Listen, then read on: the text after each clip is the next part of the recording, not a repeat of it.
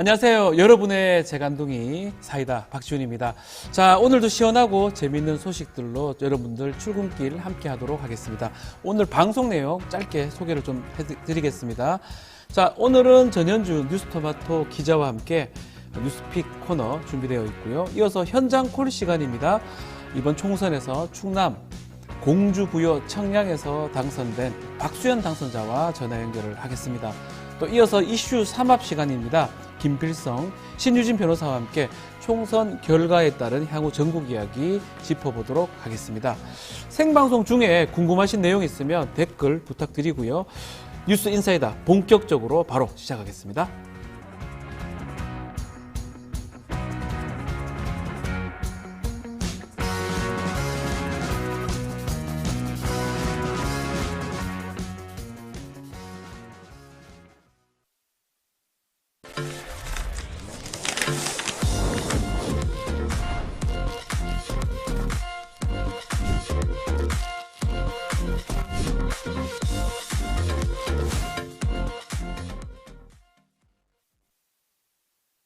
자, 바쁜 아침 오늘 꼭 알아야 될 뉴스 엄선해서 대신 정리해 드리겠습니다.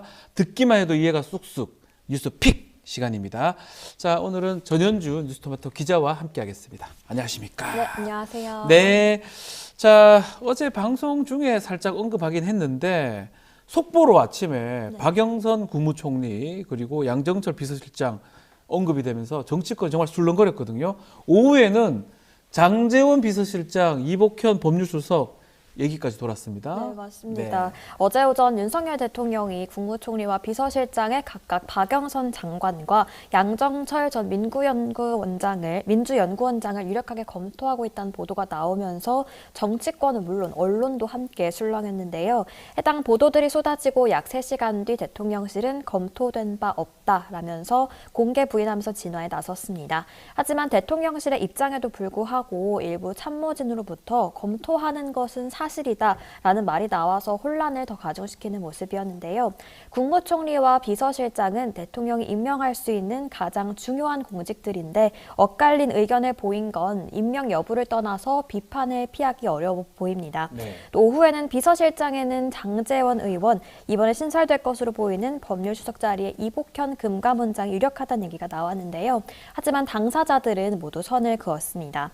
대통령실 내부에서 한 목소리가 나오지 않는 상황은 의정 갈등을 비롯해서 며칠 전 총선 관련한 내용까지 계속해서 정리되지 못한 입장들이 나오고 있습니다. 자, 정작 물망에 오른 당사자들이 잘 몰랐다는 이야기를 해요. 보도 보고 나도 알았다. 이런 얘기 나오는데도 당사자들 입장 내놓은 게 있습니까? 네, 양 전 원장의 경우에는 비서실장을 제안받았는데 거부한 건지 아니면 애초에 제안조차 없었던 것인지 확인은 안 됐지만 양 전 원장이 지인들에게 문재인 정부에서도 백의종군을 택했고 민주연구원장을 끝으로 정치에서 손을 뗐다, 무리한 보도 같다라고 말한 것으로 알려졌습니다.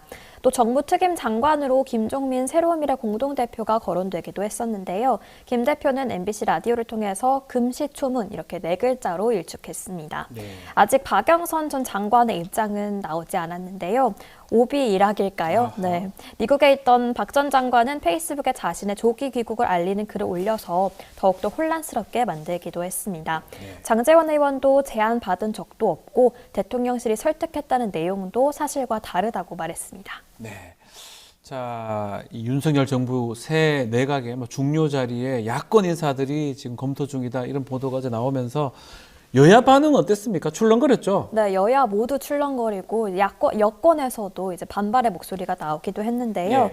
이준석 개혁신당 대표는 임기 초에는 MB계열 뉴라이트만 쓰면서 MB 아바타 소리 듣더니 이제는 문재인 아바타라면서 끔찍한 혼종이라고 일갈했습니다. 박지원 민주당 당선자는 야당 파괴 공작이라고 날을 세웠고요. 여권 내부에서도 부정적인 목소리가 흘러나왔습니다. 권성동 의원은 당의 정체성을 전면 부인하는 인사라고 표현을 했고 김용태 의원도 이렇게 인선을 하면은 후폭풍이 일어날 것이다라고 예고했습니다. 말씀대로 여야 모두 또 많은 정치인들이 비판하거나 얘기를 하고 있는 상황인데 아직까지 정해진 건 없습니다. 그렇지만 어제 그 상대 진영에 대한 인물 하마평 이거는 정치권에서는 첫 사례는 아니었던 것 같아요. 예전에도 상대 진영의 인사를 또 내정한 그런 사례가 있었죠. 네, 맞습니다. 1997년 정권 교체를 이뤘던 김대중 전 대통령은 초대 비서실장에 김중권 전 정무수석을 임명했습니다. 네. 그 당시에도 지금처럼 여소야대 정국이었는데요. 경북에서 내리 3선을 하고 노태우 정부 정무수석을 지낸 상대 진영 출신을 권력의 핵심으로 데려온 겁니다. 네. 또 짧은 시간에 내정자 신분이긴 했지만 박근혜 전 대통령이 김병준 전 참여정부 정책실장을 총리로 지명한 사례도 있습니다. 하지만 이번에 거론됐던 박영선과 양정철은 조금 결이 다른데요. 두 인물 모두 대표적인 친문 인사로 분류되고 있는데 윤 대통령도 문정부 시절 발탁된 검찰총장입니다. 네. 또 윤 대통령을 검찰총장으로 추천한 인물이 바로 양 전 원장으로 알려져 있어서 앞에 소개해드린 사례와는 조금 다른 모습이고요. 또 박 전 장관은 법사위에서 활동하면서 윤 대통령과 친해진 사이로 윤 대통령과 부부 동반 모임을 할 정도로 친분이 아하. 두터운 사이로 알려져 있습니다. 이렇게 되면서 일각에서는 문재인과 이재명의 갈라치기를 노리는 거 아니냐 이런 말도 나오고 있는데요. 또 야권 인사를 등용하려면 민주당과 직접 의논해서 결정했어야 하는데 그 과정 없이 이렇게 협치 인선을 말하기에는 무리가 있어 보입니다. 또 이렇게 고심의 시간이 깊어질수록 무성한 하마평은 여론 살피기용이라는 지적도 피하기 어려워 보입니다. 맞습니다. 예전에 1997년 DJ 때하고 지금 상황이 막 같이 보기엔 좀 어려울 것 같고, 그렇지만 아직까지 확정된 건 없고요. 보도만 지금 무성한 상황이고 정말 여론 살피기 아니냐 이런 지적도 있는 것 같습니다. 자, 대통령실 인선에 이어서 국민의힘 당권 주자에 대한 하마평도 지금 솔솔 나오는 분위기인데요.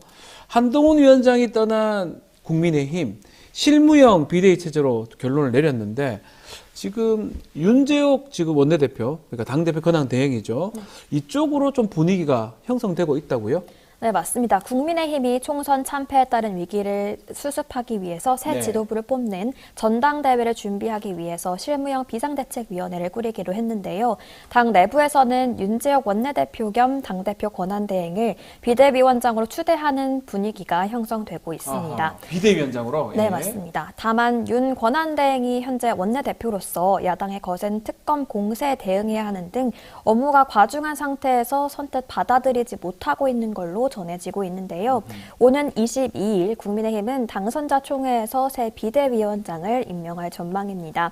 또 아직 전당대회 개최 시점을 두고는 의견이 분분한 상태인데 당권주자 후보로 거론되는 인물 좀 소개해드리겠습니다. 네, 누가 있죠? 격전지였던 서울 동작을에서 생활에서 5선 고지에 오르게 된 나경원 전 의원, 네. 또 경기 성남 분당갑에서 이광재 전 의원을 꺾고 4선 중진이 된 안철수 의원, 또 네. 용산에서 당선돼서 5선에 성공한 권영세 의원 등은 물론 권성동, 김태호, 주호영 의원 등이 거론되고 있습니다. 지금 뭐 4, 5선 정도 되고 생활했던 의원들이 거론되는데, 이 수도권 의원들일지, 지금 나경원, 안철수 이런 의원들일지, 또 영남의 주호영 아니면 김태호 이런 의원들일지 한번 봐야 될 것 같고요. 자, 뭐 당대표는 아직 시간이 좀 많이 남았으니까 또 용산하고도 또 좀 뭐가 맞춰야 되니까, 또 이게 당원 100% 아니겠습니까? 지금 룰을 지난번에 바꾸는 바람에 그것도 좀 영향이 있을 것 같습니다. 국민 여론보다는. 그래서 지켜봐야 될 것 같습니다. 자, 깊어지는 인선 고민, 또 별다른 일정이나 공개 일정이 없었습니다. 윤석열 대통령.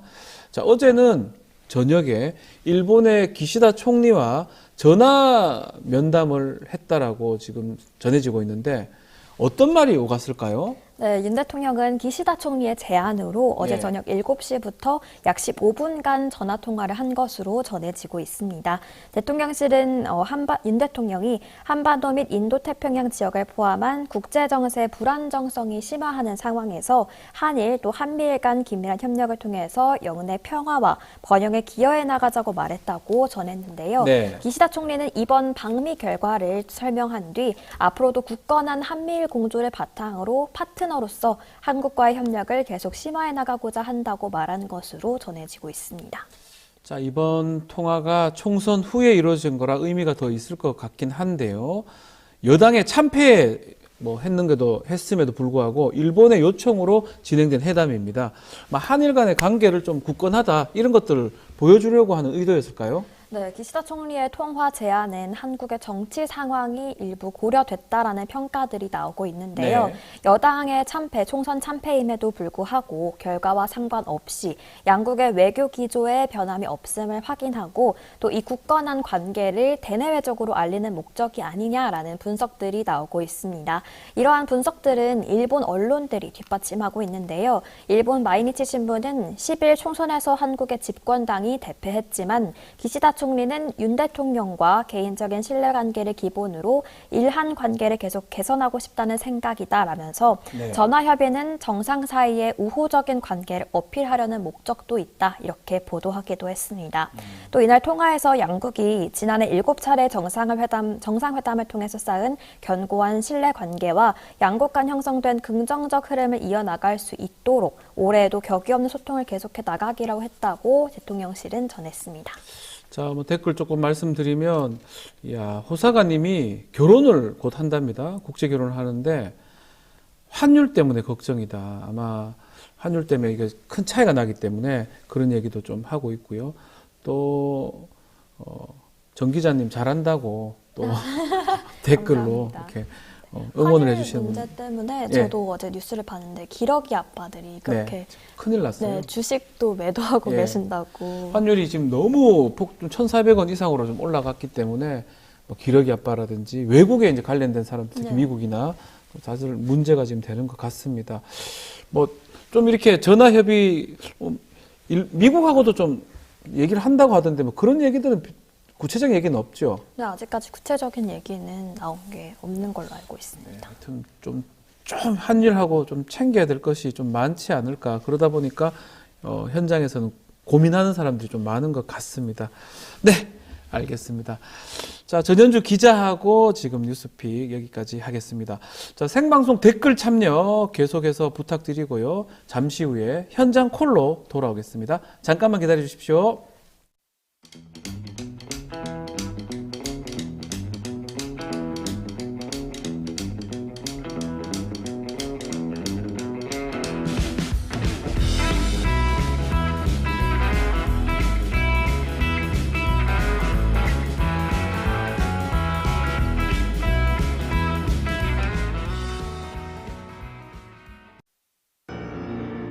손정범 피아노 리사이틀.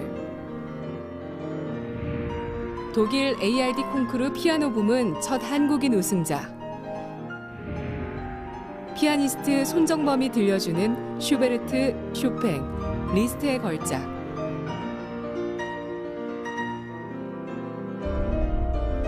5월 2일 토마토홀. 많은 성원 바랍니다.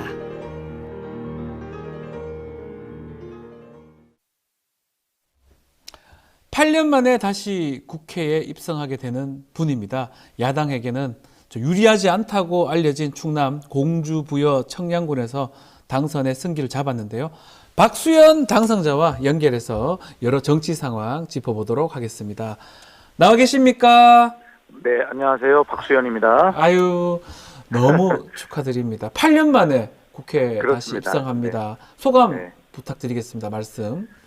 예, 제가 이 소감을 묻는 언론에 일관되게 드리는 말씀이 당선의 기쁨보다는 민심의 이 준엄함에 두려움을 낀다라는 소감을 꼭 말씀드렸어요. 네. 실제로 그 개표 출구조사가 발표될 때 민주당에게 정말 전국적으로 압도적인 의석을 주신 것을 보고요. 네.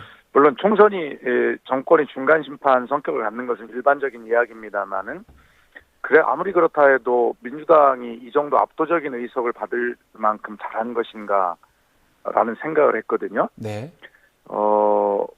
그런데 만약에 이런 압도적 의석을 받고 잘 하지 못하면 다음 지방선거나 대통령 선거에서 거꾸로 되겠다 이게. 그래서 굉장히 그 두려움을 느꼈고. 네.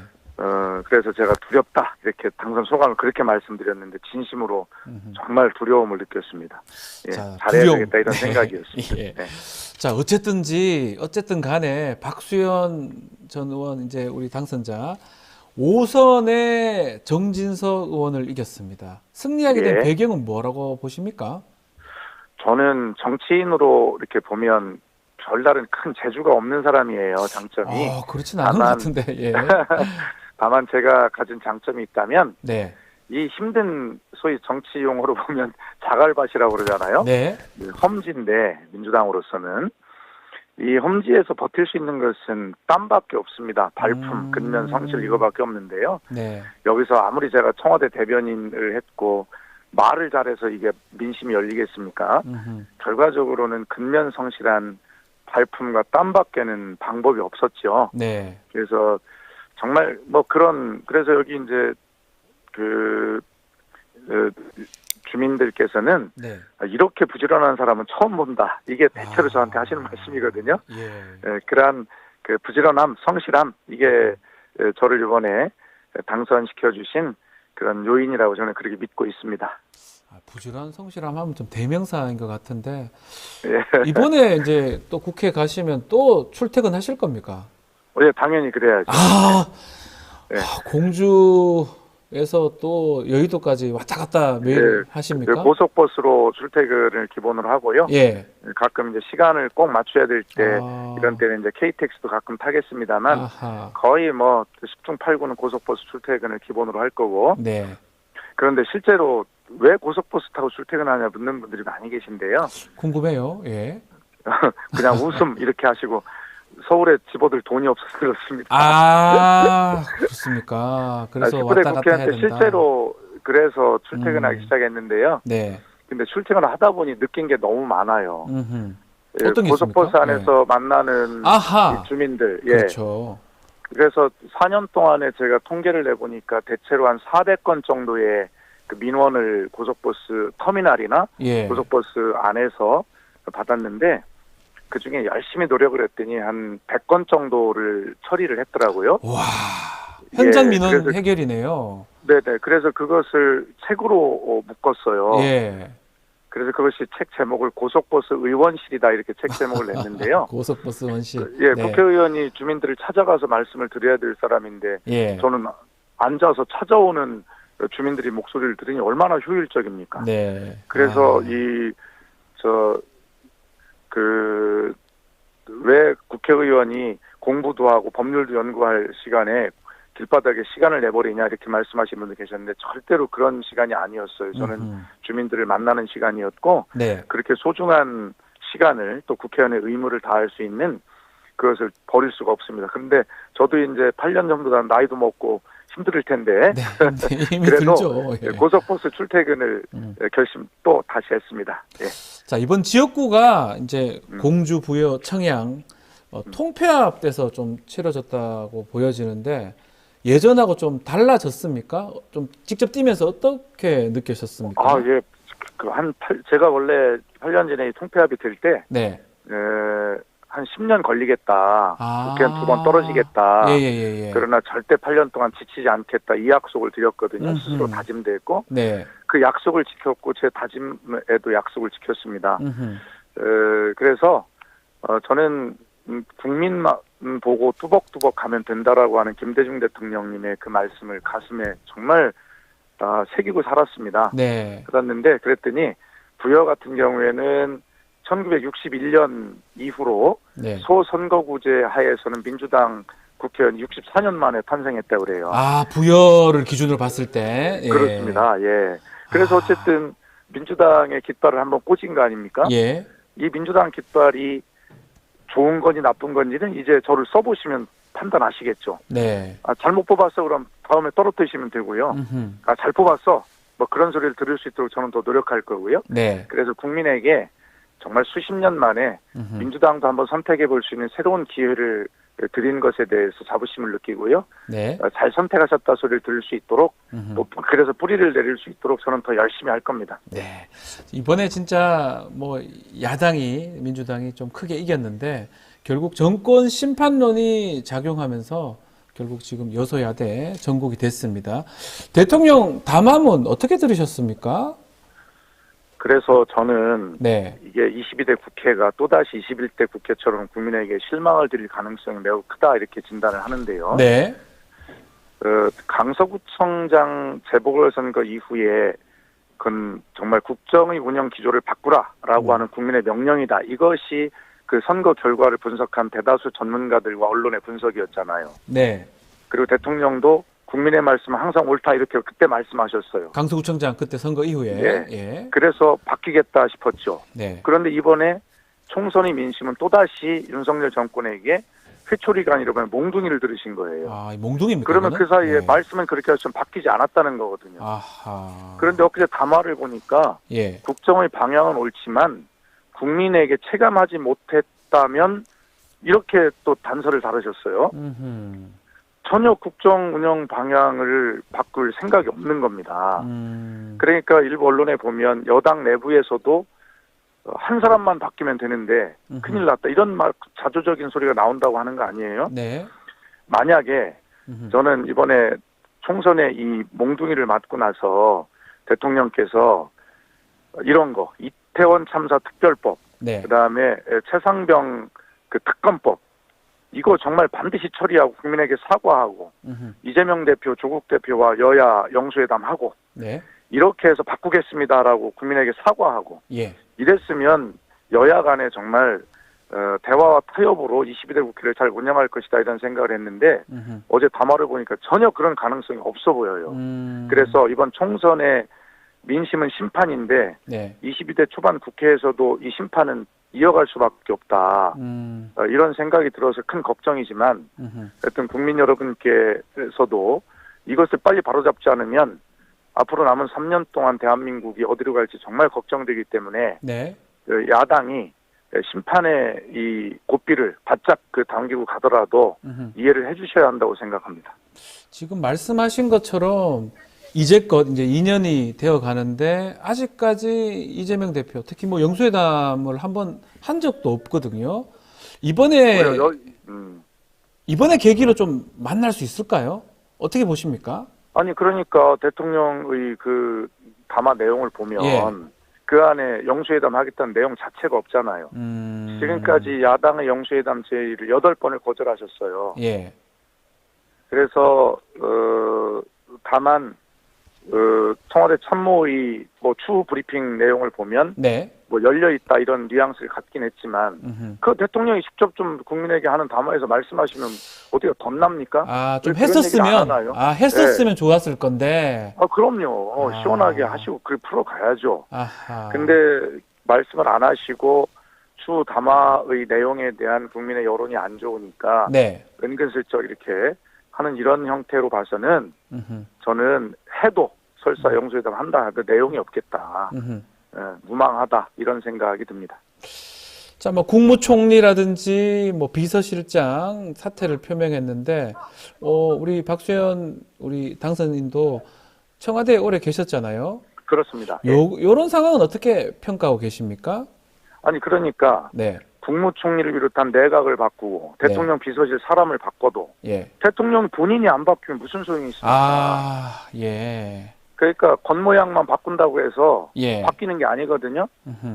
인적 쇄신이라는 것은 가장 기본적인 조치이지만 네. 그러나 인적 쇄신을 통해서 내용이 바뀌어야 되는데 국정 운영 방향이 바뀌지 않는다면 아무 소용이 없다. 그래서 그것을 지켜보고 있습니다. 네. 본인이 가장 중요하지 옆에 있는 참모진이라든지 그쪽이 바뀌는 게 필요하지 않다. 또 어제 보도로 지금 박영선 총리라든지 아니면 뭐 지금 김종민 뭐 특임장관, 정무장관이라 그러죠. 예. 특히 좀 양정철 비서실장 등등이 거론되는 또 보도됐던 부분 어떻게 혹시 예. 보셨습니까? 그러니까 세상에 그런 중요한 일을 그렇게 이 뭐라고 그러죠? 이건 아마추어라고 표현하던데 그 네. 말 가지고 부족하고요. 예. 그렇게 하는 게 세상에 어디 있습니까? 이 문제는요.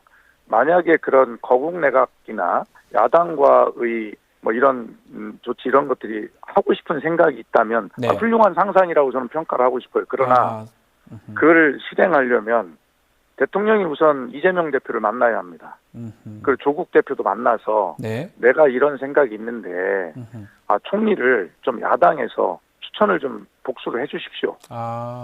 그런 절차를 밟고 그래서 그걸 참고로 해서 대통령이 설사 시키고 싶은 사람이 있어도 야당 대표를 만나 의견을 먼저 듣고 추천을 받고 네. 어차피 야당의 국회 동의를 받아야 합니다. 이 문제는. 그렇죠. 총리는. 예. 예. 응준 받아야죠. 국회 동의. 예. 그럼요. 그리고 진짜 거국내격을 하려면 나중에 내가 탈당까지 할 수 있다. 라고 하는 그런 진정성을 보여주고 아하. 그런 것들을 야당 대표와 대화를 통해서 진정성을 이야기하고 그렇게 야당 대표가 대통령의 진정성을 느끼게 한 다음에 그것이 바로 국민이 대통령의 진정성을 느끼게 하는 길 아닙니까? 네. 절차를 밟고 그렇게 진정성을 보이는 절차로 해야 되는데 어제 지금 말씀하신 뉴스는 차마 믿어지지 않는 뉴스고 설마 그럴 리가 있겠냐라고 하는 그 정도 해프닝이라고 생각하는데 네. 그 정도 해프닝을 만들어낸 자체가 지금 윤석열 정권의 정부의 이 큰 문제다 이런 생각을 합니다. 그러면 이것도 TV조선하고 YTN이 1시간 단위로 이제 보도가 났거든요. 이게 사실 어떻게 보도가 된 건지, 누가 또 조금 흘린 건지, 이건 어떻게 보십니까? 아니, 보도가 그러니까 났다는 저도 거는. 언론인들에게 취재를 해봤는데, 네. 대체로 언론인들은 이것을 대통령실의 어느 부분에선가, 소위 전문 용어로 여론을 떠보기식으로 한번 해보게 흘렸다, 이렇게 언론은 그렇게 확신을 하고 있는 것을 제가 어제 들었는데, 네. 어쨌든 매우 부적절한 절차죠. 예. 지금 말씀으로는 여당도 그렇고 여당도 좀 충격받았던 것 같고요. 야당은 더더욱 충격받은 것 같고. 하여튼 이런 식으로 진행해서는 안 된다. 그러니까 야당 인사를 한두 명 빼다가 네. 이렇게 뭘 한다고 그래서 상상을 할 수 있으나 좋은 상상이라고 말씀드렸잖아요. 네. 그러나 좋은 상상. 그것이 예. 진정성 있고 정말 통합적으로 국정을 운영하면서 이제 다른 방향으로 가고자 한다면 네. 아까 말씀드린 대로 여야 영수회담을 통해서 그런 진정성을 설명을 하고 야당의 협조를 받아서 그렇게 절차를 진행하고 그런 것이 저는 맞다고 생각합니다. 이렇게 사실인지는 모르겠습니다만 네. 이렇게 여론을 떠보기식으로 흘렸다면 네. 아직도 정신 못 차리고 있구나 이런 비판을 가혹하게 할 수밖에 없습니다. 네. 자, 21대 국회는 아직 조금 남아 있습니다. 이제 5월 네. 달에 이제 개원을 하기 때문에 22대 국회가 22대 국회가 열리기 전에 어떤 걸 마무리를 좀 잘해야 된다고 보십니까? 그러니까 계속 제가 말씀드리고 있는데 우선 최상병 특검? 이태원 참사 특별법 해야 되고요. 네. 최상병 특검 반드시 빨리 통과시켜야 합니다. 우선 그것이 22대 국회의 문을 여는 21대 국회의 의무이고요. 예. 총선에서 참패한 민심의 심판을 받은 그 명령을 받드는 길이에요. 네. 그것이 아주 정말 필수 불가결의 기본 조건이라고 저는 생각을 합니다. 그리고 거기에 이어서 여야 영수회담 빨리 해야 합니다. 영수회담도 해야 되고. 국회가 네. 내내 하지 못한 일을 20대 국회의 문을 활짝 열어주는 그런 측면 그리고 윤석열 대통령의 국정 운영 방향을 완전히 전환하는 그러한 어떤 문을 그것으로 열어야 한다고 생각해요. 자, 그 특검법이 이제 본회의에 올라가는데 네. 이게 거부권이라든지 이런 것들이 가능할까요? 또 그러면 또 이 3분의 2가 좀 돼야 되니까 여야가 좀 더 많은 좀 표가 필요하잖아요. 그 부분은 어떻게 보십니까? 여야의 문제가 아니라 예. 결과적으로 대통령 한 사람의 문제예요. 이번 총선을 대통령은 지난번에 9번의 거부권을 행사했는데 예. 이번 총선은 그 대통령의 9번의 거부권에 대해서 국민이 거부권을 행사한 겁니다. 그렇기 때문에 제발 좀 정신 차리고 민심을 네. 똑바로 읽어서 21대 국회 얼마 안 남았는데 좀 5월 2일인가 이 정도 3일인가에 본회의가 열릴 올라갑니다. 것으로 보이잖아요. 예. 제발 이 민심에 빨리 응답하기 바랍니다. 예. 자, 그리고 이제 22대 국회에 다시 가십니다. 22대 국회에서 좀 눈여겨봐야 할 포인트, 관전 포인트 좀 짚어주시죠. 그러니까 이제 바로 22대 국회 원구성부터 네. 좀 부딪히는 거 아닙니까? 법사위원장 문제 가지고 21대 국회 때 민주당이 법사위원장을 21대 국회에 그렇게 양보를 해서 네. 개원이 됐지만 열고 보니까 결과적으로는 법사위가 국민의 편에 있는 것이 아니고 정말 정말 대통령의 편에만 서 있는 그런 모습을 보이지 않아요? 네. 국회는 대통령이 직속 기관이 아닙니다. 이것은 민주주의 논리 원칙으로 보면 서로 삼권 분립이라고 하는 중요한 국회의 임무를 해야 되는데 네.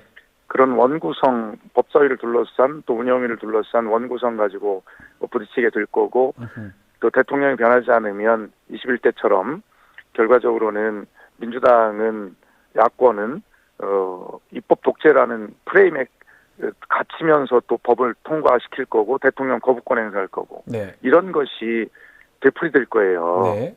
그래서 이런 국민에게 실망을 드리지 않도록 한 사람만 변하면 됩니다. 계속 말씀드리지만 대통령만 좀 잘해주기를 그렇습니다. 바란다. 네네. 그 말씀인데 21대 국회 때 상임위 위원장 다 민주당이 지금 다 했었잖아요.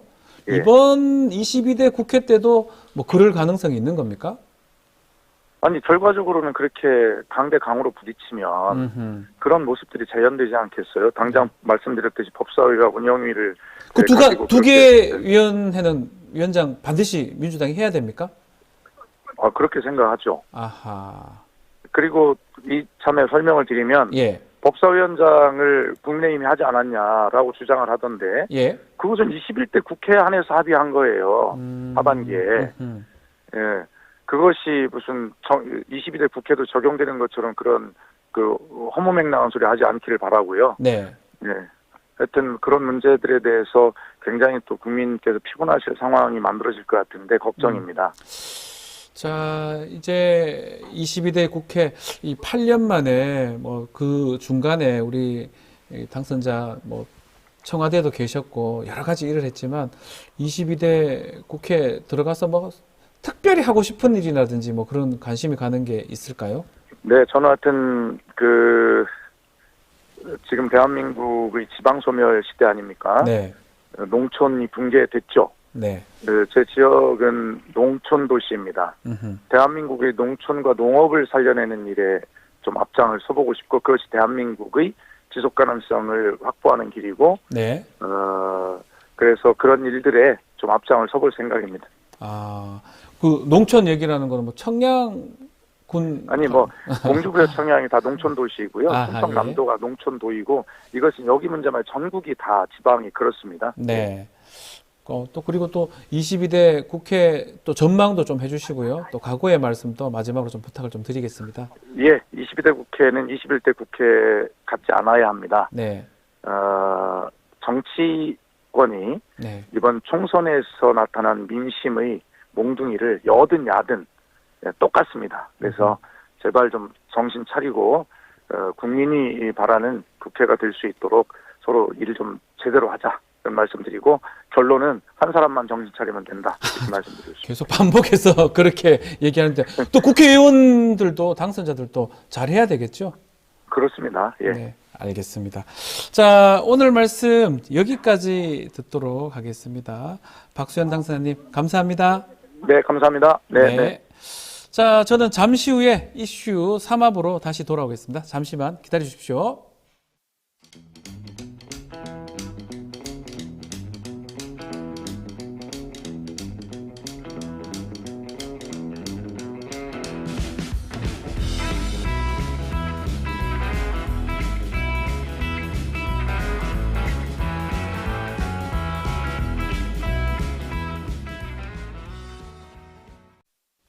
자, 매주 목요일입니다. 톡 쏘는 정치 평론 시사 맛집 이슈 3합 시간입니다. 김필성 변호사, 또 오늘 신주인 변호사 두 분 오셨습니다. 안녕하십니까? 네, 안녕하세요. 네. 자, 너무너무 감사합니다. 믿을지 안 믿을지 모르지만 저희 세 명이 변호사이기도 하고 나이가 거의 같습니다. 아, 네. 맞죠? 네. 아닌가요? 아닌가요? 그래서 사실 많은 방송에서도 다른 데서도 많이 뵙고 하는데 이전부터 두 분 하시는 걸 많이 봤었는데 어쨌든 뉴스인사이다 제가 이제 같이 하니까 덕담 좀 부탁드려도 될까요? 네, 네. 아니 저는 워낙에 또 박지훈 변호사님 개인적으로 또 팬이기도 해서 제가 팬이에요, 사실. 해서 너무 이제 네. 뉴스토마토의 굉장히 적합한 시기적으로 아니 이게 어떻게 가능한 일이지 싶을 정도로 네. 와 시기적으로 정말 절묘했다. 그 정도로 와 적임자를 잘 찾았다라는 느낌이 들고요. 네. 아직 그 경직된 모습에서 좀 벗어나지 못하신 것 같은 느낌이 좀 있습니다. 맞습니다. 예. 그래서 좀 맞습니다. 더 풀고. 박지훈 변호사님의 예. 그 원래 그 네. 모습이 더 많이 나온다면 더 많은 사랑을 받지 않을까 하는 생각이 듭니다. 아유, 감사합니다. 김 변호사님도 말씀 좀 부탁드립니다. 사실 네. 뭐 방송의 전문가셔서 제가 덕담을 하고 할 잘 위치가 아니긴 합니다만 네. 뭐 잘 아시겠지만 시사 프로그램이 이제 혹독한 시대를 맞고 있지 않습니까? 네. 근데 지금 저 뉴스 인사이더에서 그 혹독한 시대 이겨내고 대박 나는 방송이 되시길 시사 프로그램의 대표격이 될 수 있는 그런 간판 프로그램이 될 수 있기를 기원하겠습니다. 너무너무 감사드리고 두 분은 우리 김필성 변호사님은 정말 분석 같은 거를 잘하세요. 그래서 제가 사실 뭐 이렇게 찾아볼 때 뭐 법률이나 어떤 분석에는 찾아볼 때 김필성 변호사님 말씀 제가 많이 참고를 하고 예, 신유진 변호사님은 재밌습니다. 네, 감사합니다. 너무 재밌어가지고 야, 이 변호사 중에 저렇게 재밌은 분이 있으실까 이런 생각이 들 정도로 오늘 또 이슈 23합 많은 또 말씀 또 좋은 말씀 또 부탁드리겠습니다. 자, 이슈 3합 시작 발음이 안 되네요. 이슈 3합 시작을 할 텐데 고정 질문부터 먼저 드리겠습니다. 이번 한 주 동안 가장 인상 깊게 보셨던 정치 이슈부터 하나씩 꼽아주시면 좋을 것 같습니다. 먼저 우리 신 변호사님. 아니, 저는 제가 오늘 네. 생각한 정치 이슈는 네. 사실 윤 대통령의 메시지 아닙니까? 아. 그런데 또 이제 그게 또 우리 제작진들께서 꼼꼼하게 네. 질문으로 다 해주셔가지고 네. 그 얘기를 이제 하면서 같이 하고 싶습니다. 네. 네. 자, 대통령의 담화 부분 또 우리 김 변호사님은요? 저는 정확히 말하면은 네. 주의 깊게 본 나오지 않은 뉴스. 어떤 게 있습니까? 혹시 느끼셨나 모르겠는데요. 예. 한동훈 위원장이 선거 날 이제 발하고 새벽에 글을 올린 이후에 전혀 안 나오고 있습니다. 그러고 보니까 한동훈 위원장이 뉴스에서 사라져 버렸어요. 예, 완전히 사라졌습니다. 그래서 예. 이게 어디서 뭘 하는지 네. 사실은 지금 그 선거에 있어서 가장 큰 책임이라고 해야 되나 이런 걸 수습을 하셔야 될 분인데 네. 싹 사라지고 예. 당연한 것처럼 뭐 후임 누가 수습할 것인지, 누가 이거를 아까도 뉴스픽 할 때 나왔습니다만 무슨 관리형 이런 말이 나오거든요. 네. 사실은 지금 이분이 지금 책임을 지고 여기에 대해서 어떻게든 뒷수습을 하셔야 되는데 싹 빠졌습니다. 그게 제일 눈에 들어오죠. 혹시 어디에 있는지 아십니까? 아유, 모릅니다. 서초동에서 본 적 있습니까? 뭐 서초동에 계신지 어디 계신지도 알 수가 없는. 싹 빠졌다. 한동훈 싹 위원장이 사라졌습니다. 싹 사라진 게 아주 가정에 큰 뉴스 아닌가 생각이 듭니다. 자, 먼저 뭐 윤석열 대통령 얘기를 좀 해보면 윤석열 대통령 얘기는 사실은 메시지 자체가 뭐 크게 좀 다른 얘기는 없었던 것 같다고 저는 느낌도 네. 들기도 하고요. 어떻게 네. 보셨습니까? 일단 12분 정도의 네. 그런 메시지 전달을 하고 나서 네. 사실은 뒤에서 다시 죄송하다라는 말을 했다고 하는데 그러니까 본인이 한 게 아니고 네. 다른 대통령실 관계자가 얘기입니다. 네. 예. 이게 과연 이게 뭔가 우리가 뭐 봤던 모습에서는 본인의 어떤 예산 정책, 물가 관리 총력을 다했다. 그러나 뭐 국정 방향 뭐 최선을 다했다. 네. 그러나 뭐 이런 느낌이어가지고 글쎄요, 과연 정말 반성이 있었나? 반성이 전혀 없다라는 게 와닿는 메시지인데 네. 그런데 뒤에서는 죄송하다라는 말을 했다라는 게 전혀 믿어지지가 않고 네. 그 진술의 신빙성이라고 하잖아요. 진술의 신빙성이 매우 없다, 낮다라고 보여져요. 법률적 용어입니다. 네. 진술의 신빙성이 매우 낮다. 그러니까 진심이 안 그렇죠. 들어져 있다, 네. 없다. 뭐 네. 이렇게 또 해석을 할 수 있을 것 같기도 하고요. 저는 이제 진술의 일관성을 인정을 해야 돼요. 일관성은 있다.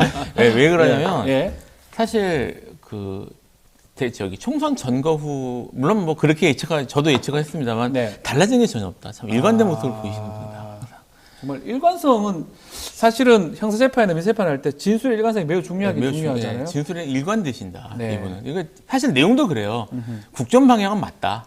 결국은 국민이 이해를 못한 거다. 네. 내가 국민을 이해를 못 시켰다. 아하. 국정 방향 내가 맡겨왔다. 이런 모습들은 전혀 이제 흔들리지 않고 보여주셨고요. 사실 눈 또 이제 주목해야 될 것 중에 하나는 뭐냐면 건전재정 얘기를 또 하신 걸로 네. 제가 이제 들었는데 아시겠지만 총선 다음 날 재정 이제 결과가 발표가 됐지 네. 않습니까? 뭐 이제 실제로는 여기 지금 내용을 보면 네. 역대급 무슨 세수 결선 해가지고 나오는 몇 조인가요? 40조인가요? 뭐 지금 여기 충격적이죠. 네, 충격적인 정도고 네. 실제 이거를 이제 뭐 이거 지금 그것도 축소돼서 발표된 거 아니냐는 의혹이 있을 네. 정도로 건전재정과 매우 거리가 먼 결과가 나왔음에도 불구하고 이분은 건전재정으로 물가를 잡고 뭐 자기가 잘 해왔는데 네. 일부 문제가 생긴 것처럼 말씀을 하시는데 이것도 그 전에 선거 전에 건전재정 말씀하신 모습과 전혀 바뀐 게 없습니다. 그래서 네. 이분은 어쨌든 뭔 일이 있어도 무슨 사건이 벌어져도 진술이 일관되구나. 앞으로 변하는 건 없겠다. 여전히. 이런 생각이 들어요. 그러면 사실은 뭐 재판에서나 일관성은 중요하지만 정치에서 일관성이 반드시 필요한지 저는 좀 의문스럽기도 하고 선거는 사실은 이번 심판을 한 거잖아요. 국민들의 마음을 봤다면 이렇게 그대로 가는 게 맞는지 네. 어떻게 보십니까? 이렇게 계속 가다가는 네. 국민들이 못 참겠다라는 그런 심판의 의미로 총선에 나서서 네. 투표를 했고 이렇게 여소, 야대 이 구조를 만들었는데 이거 국민의 뜻을 전혀 무시한다. 그러면 국민들은 사실 다시 한번 뭘 해야 되나. 네. 사실 국민들이 기존에는 너무 답답한 마음에 예전에 과거에 뭐 촛불 집회를 하지 않았습니까? 네. 그런 게 다시 반복되는 상황이 될 수 있다. 네. 그럴 가능성도 촛불 집회라든지 그 정도로 좀 심각할 수도 있다. 네. 자, 이 바뀌는 모습 중에 하나가 인적 쇄신 이 부분이거든요. 계속 뭐 후임 총리하고 비서실장 얘기 나오고 있는데 어제 보도는 좀 충격적이었어요. 박영선 전 장관 또 양정철 전 민주연구원장 두 사람이 이제 검토 중이다 이렇게 얘기하면서 뭐 아직 확정된 건 아닌데 어떻게 보셨습니까? 이게 뭐 확 되는 얘기가 맞는지 아니면 그냥 우리 이른바 떠보는 얘기인지. 저는 떠보는 얘기에 가깝다고 생각했습니다. 아. 이게 이제 그것도 이제 사실 그 일관된 모습이라고 볼 수가 있는데. 아, 이것도 일관된 겁니까? 그러니까 이게 이런 하마평으로 오르고 사실 네. 이게 이제 뭐 장관이든 중요 인물들을 선정을 할 때는 네. 당연히 여러 사람을 후보로 올려놓고 그 사람들하고 이제 연락을 하고 점정도 하면서 하게 되거든요. 그건 네. 문재인 정권도 마찬가지였고요. 예. 많은 경우 1순위로 올라왔던 사람들이 밀리는 경우가 많습니다. 뭐 이런 본인이 거절하는 경우가 많지만, 그러니까 이렇게 여러 사람을 두고 이제 접촉을 하면서 검증을 하고 협의하면서 하는 경우는 많은데 원래 그렇게 해야 되겠죠. 하는 게 예. 지금 여기 이 정권의 특징 중에 하나는 예. 그 과정이 다 공개된다는 거예요. 중간에 다. 누구와 특히 이제 이번 총선 이후가 그것이 예. 많이 드러나는 느낌인데 이게 지금 나와서 누구를 하마평에 올라서 검토하고 있다. 네. 이런 내용들이 지금 계속 올라오고 있거든요.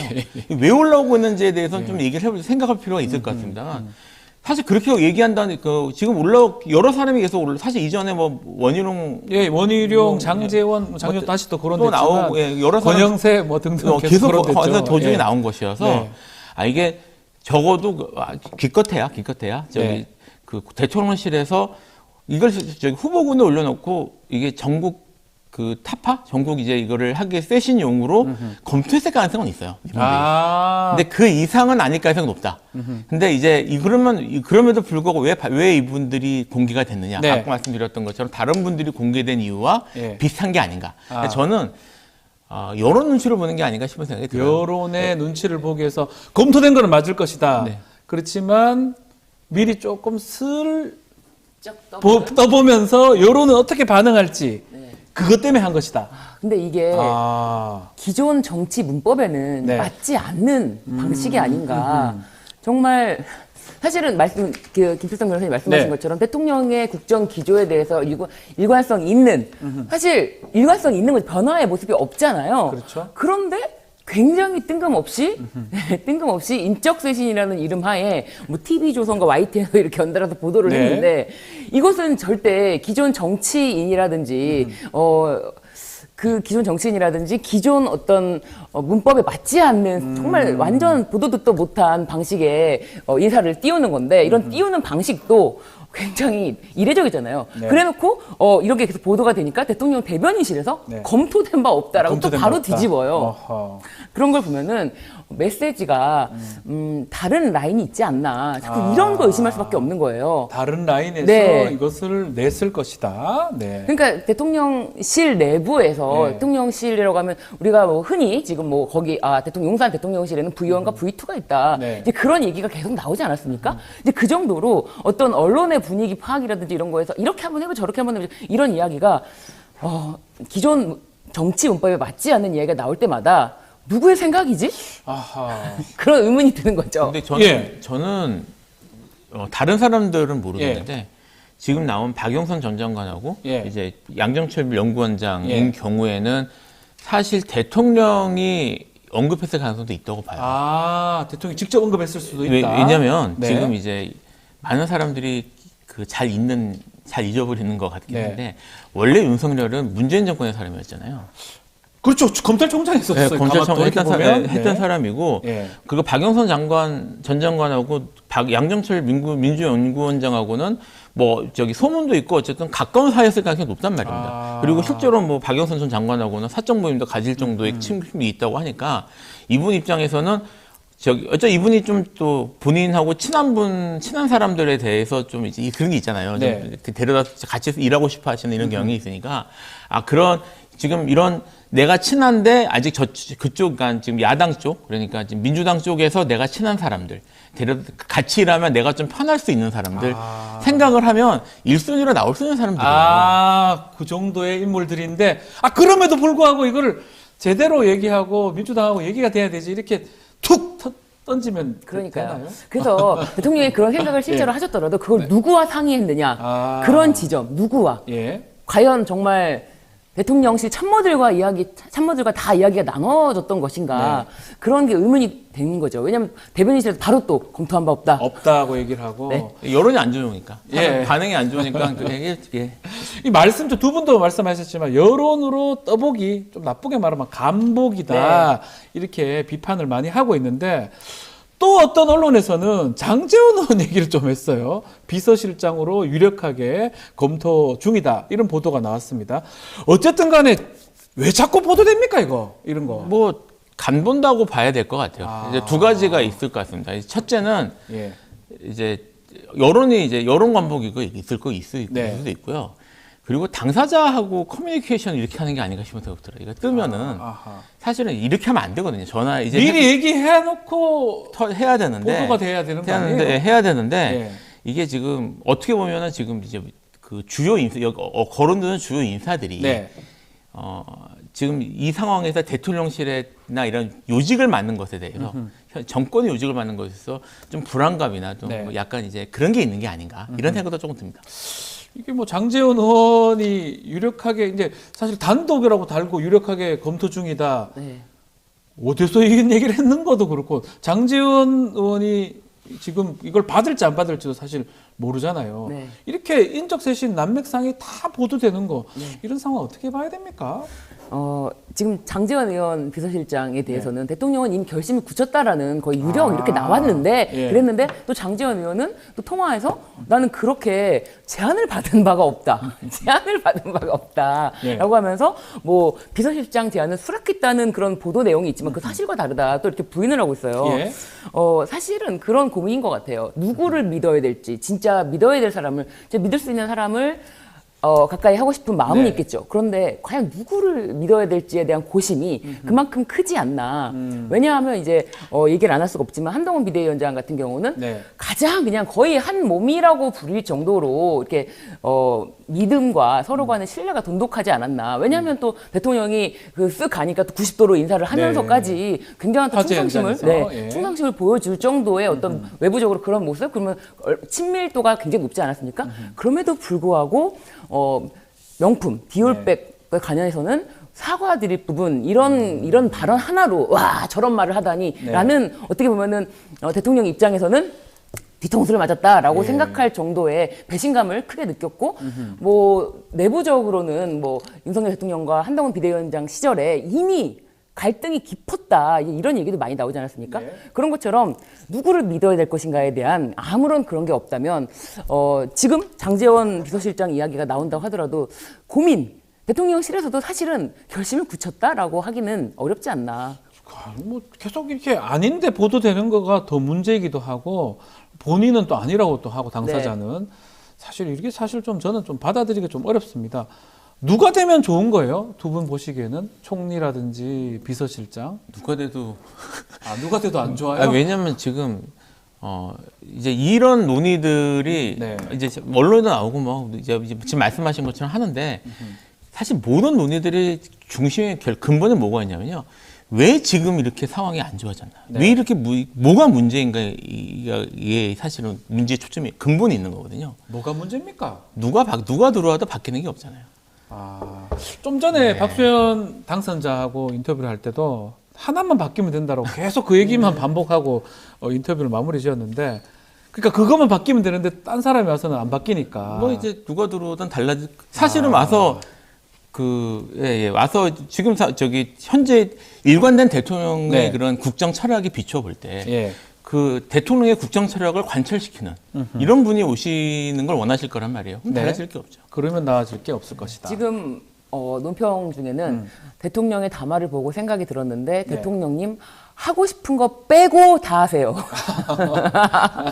하고 싶은 거 빼고 다 네, 해라. 하고 싶은 거 빼고 다 하세요라고 할 정도로 아. 대통령이 바뀌어야 된다. 대통령의 태도와 그런 것이 바뀌지 않으면 네. 이제 말씀하신 것처럼 누가 돼도 이야기를 듣지 않고 불통의 계속 이미지와 불통의 어떤 방식으로 국정을 운영한다면은 이거는 아무것도 되지 않는다. 예, 그런 상황이 되지 바뀌어야 않을까요? 되는데 네. 그러면 뭐 이건 뭐 가정이긴 한데 박영선 전 장관이라든지 양정철 전 원장 이런 분들이 총리하고 비서실장 임명되면 바뀔 수 있는 건지 아니면 협치가 가능한 건지 그건 어떻게 보십니까? 그럴 리가 없죠. 똑같습니까 그냥? 달라질 건 없다고 보고요. 예. 이게 누가 온다고 하더라도 일관된 분이시라서 네. 대통령은 일관된 모습을 보이실 것 같습니다. 그래서 지금까지는 뭐 두 분 말씀하신 거 담화도 그렇고 일관되고 뭐 똑같이 이제 하지만 앞으로는 뭐가 바뀌어야 되는 상황 아닌가 싶기도 그렇죠. 하는데. 바뀌어야 되는데 네. 그 기대가 매우 안 된다. 이제 그런 거죠. 사실은 뭐 기대를 하려면은 네. 그 기본적인 어떤 뭔가 있어야 되지 않습니까? 네. 근거가 필요한데 아하. 그 기대를 하기에 정말 판판히 그 기대, 국민들의 기대를 깨는 네. 발언과 메시지를 통해서 더 이상 아무런 기대가 없는 상황이고 이런 상황에서 뭐 사실 뭐 레임덕이 아니라 지금 임기가 지금 중반도 넘어가지 않았는데도 불구하고 그렇지, 2년밖에 안 됐어요. 네, 2년밖에 안 됐는데 다들 그 피로도가 엄청나고 국민들이 느끼는 피로도는 와 이거 2년이 맞나 싶을 정도로 하고 그렇기 때문에 뭐 대대적으로 바로 간다라는 얘기도 있는 것처럼 이거는 자초위난이다라는 말씀을 좀 드리고 싶어요. 법률 용어입니다. 네. 자초위난. 스스로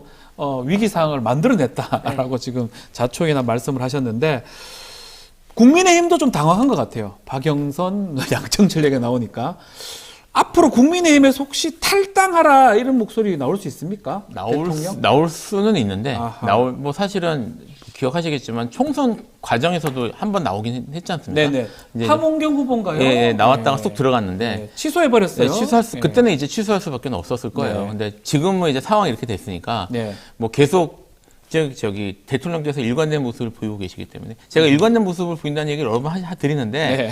그 총선 충격 이후에 보인 반응을 좀 전에 얘기했잖아요. 대통령 담화에서 그 사과는 비공개로 하시고 네. 그리고 이제 국정 철학은 틀린 게 없었다라는 말씀을 하신. 그러니까 그분은 기본 지금 심정이 그런 거거든요. 그러니까 총선의 그 결과 충격으로도 이분한테는 변화가 없는 거예요. 그러니까 네. 그거는 이제 가까이 있는 국민의힘 분들이 더 잘하실 거고. 그래서 그쪽에서 그런 얘기가 나올 수는 있는데 대통령께서는 흔들리지 않으실 것 같아요. 변하지가 않을 것이다. 그렇죠. 아직은 예. 익명으로 보도된 바에 의하면 익명인 어떤 비윤계 당선자와 통화해서 네. 이럴 거면 탈당하라 이런 이야기는 나왔는데 아. 사실은 자신의 이름을 내고 네. 말하기는 너무 무섭죠. 아, 무서워서 못합니까? 예. 그렇죠. 예.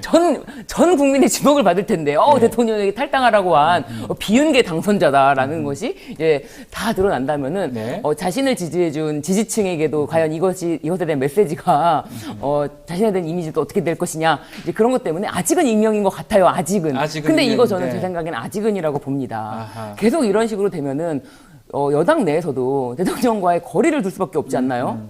왜냐하면 대통령보다 지금 당선된 당선자들의 임기가 더 깁니다. 1년 더 합니다. 네, 1년 더 4년 해야 되기 때문에. 네. 예. 그리고 임기가 더 길 뿐만 아니라 그 다음에 당선에 대해서 그 다음 국회의원에 대해서는 지금 현 정부 윤석열 대통령의 입김이 전혀 들어가지 않잖아요. 그렇기 때문에 그렇죠. 예, 더욱 거리를 두고 그런 목소리가 나올 수가 있다. 네. 그럴 가능성이 있을 것이다. 네. 이렇게 짚어주셨는데 또 하나 좀 눈여겨볼 부분이 여야 영수회담이거든요. 이 부분은 성사가 됩니까? 다들 뭐 해야 된다 그런 얘기를 하는 것 같은데요. 뭐 이제 지금 여론이 이렇고 말씀하신 것처럼 이제 그렇게 푸시하는, 그러니까 여론에서 어떤 파괴가 전국 타결을 위해서는 필요하다라는 얘기가 나오고 있어서 네. 대통령실이 예전만큼 완강하게 안 하겠다라는 얘기를 하지는 않는 것 같아요. 아하. 뭐 이제 근데 그럼에도 불구하고 이 부분에 있어서도 쉽게 결정은 못 하실 것이다. 아, 못할 것이다. 예, 그러니까 왜냐면 그러니까 솔직히 제 생각에는 예. 저기 대통령께서 여전히 그거 해야 돼?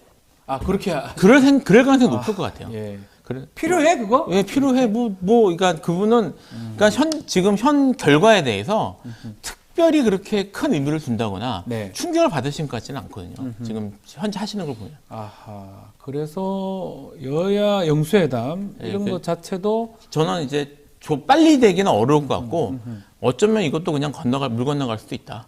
크게 달라지지 않을 수 있다는 생각이 듭니다. 그렇게 근데 보십니까? 여당 내부에서 예. 지금 이 부분도 이제 어느 뭐 누구다 이름이 딱 거론된 건 아니지만 여당 내부에서도 이것은 선택이 아닌 필수다. 아하. 이런 목소리가 나오고 있어요. 예.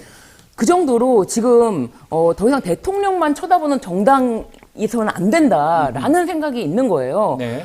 그렇기 때문에 지속적으로 이런 목소리가 나온다면은 네. 글쎄요. 그냥 계속 기존의 입장을 고수한다는 것이 본인에게 어떤 입장으로 고립이잖아요. 네. 여당 내부에서도 이런 목소리가 나오면 본인이 더 고립되는 건데 그렇게 되면은 뭐 여당과의 협치 자체도 안 되는 상황이고 그럼 야당과는 완전 멀어지고 그렇게 되면 나 홀로 대통령으로밖에 지낼 수가 없는 것인가. 가장 안 좋은 거죠. 여당 야당하고 다 멀어지면 그렇죠. 실제로 뭐 이런 얘기하기 좀 그렇지만 탄핵 같은 국면도 될 수도 있는 거고요. 네. 그렇기 때문에 지금 여당 내부에서의 목소리라는 것이 저는 더 커질 수 있다. 왜냐하면 이건 다 국회의원들의 존립의 바탕이 되는 거거든요. 네. 근데 이것도 좀 생각할 필요가 있어요. 윤석열 대통령 입장에서는 네.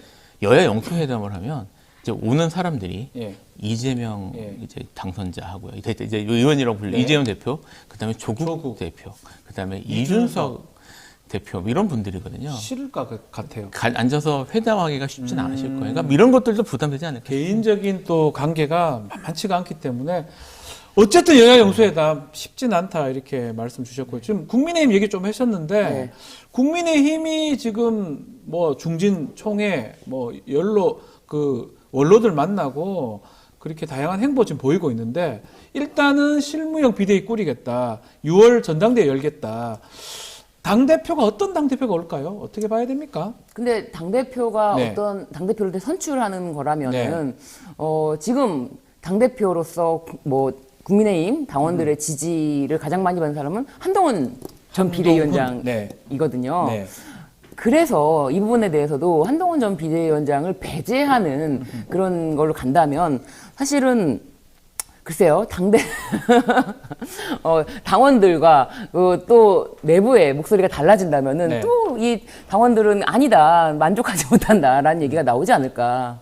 한동훈 위원장 우리 김필선 변호사님이 뭐 이슈로 이제 짚어주셨는데 여당 일각에서는 이번 총선 참패의 원인 중에 한동훈 전 위원장의 어떤 정치 초보, 정치 무경험 요거를 꼽기도 하는데 그 부분은 어떻게 보십니까? 일단 뭐 한동훈 위원장이 선거 결과의 가장 큰 원인이라고 생각하지 않습니다. 하지만 이제 한동훈 위원장이 잘했냐에 대해서는 네. 또 이제 뭐 의문 말씀하신 것처럼 잘하지 못한 부분들이 좀 있어 보이긴 하는데 그 잘하지 못한 이유가 무경험 때문인지 라고 보진 않고요. 무경험이 아니고. 예, 그분이 경험이 좀 있다고 하더라도 네. 그분 스타일이나 캐릭터가 달라졌을 것 같지는 않아요. 그래서 그거는 이제 그분이 경험이 좀 쌓이면 노련해져서 정치를 더 잘할 거라고 저는 생각하지는 않고요. 네. 그래서 이게 스타일이 그러신 분 같아서 네. 그래서 뭐 그게 이유다. 그러니까 경험을 좀 쌓이면 괜찮을 것이다라고 보기는 어려울 것 같습니다. 그 캐릭터도 변하지 않을 것이다 네. 이렇게 짚어주셨어요. 근데 네. 사실은 이제 민주당이 어떻게 보면은 거대 야당으로 되고 총선의 그런 민심을 받을 수 있었던 네. 가장 원인 중에 하나로 또 뽑는 사람이 한동훈 비대위원장이거든요. 아하, 한동훈 예. 비대위원장과 이수정 후보죠. 이수정, 이수정 네, 후보. 지금 교수. 이수정 교수. 대파 논란을 계속 네. 확산시키고 이제 선관위에서도 대파를 가지고 오지 마라 정치적 표현물이다 이제 그런 이야기 때문에 계속 이제 총선의 민심이 다 기울었다라고 하는 게 한동훈 비대위원장이 최소한 정치인으로 본인이 나섰으면은 계속 이제 비판적인 목소리가 나오는 것이 본인의 좀 셀카 놀이 그런 게 아니다. 어떻게 보면 여당의 사령탑으로서 전략을 세우고 민심을 바로잡기, 민심을 잡기 위한 노력이 필요한데 본인이 무슨 예를 들면 대선 연습인 것 마냥 그런 자신의 지적들 비판들 많았죠. 예. 자신의 인기에만 인기 놀이 몰입만 하니까 오히려 다른 후보들에 대한 관심도 없는 것 같아요. 누가 후보인지를 심지어 모르는 게 아닐까 싶을 정도의 그런 태도들을 많이 보여줬거든요. 예. 그래서 한동훈 비대위원장 책임이 없다고 할 수 없다. 최소한 본인의 당의 후보가 누군지 이 사람에 대한 어떤 건지 이 지역은 어디인지 그런 것에 대한 관심은 전혀 없고 그냥 오직 이조 심판만 때리고 뭐 범죄자들 이런 것만 얘기한다고 민심이 오는 것이 아니잖아요. 그런 노력은 분명히 부족했다.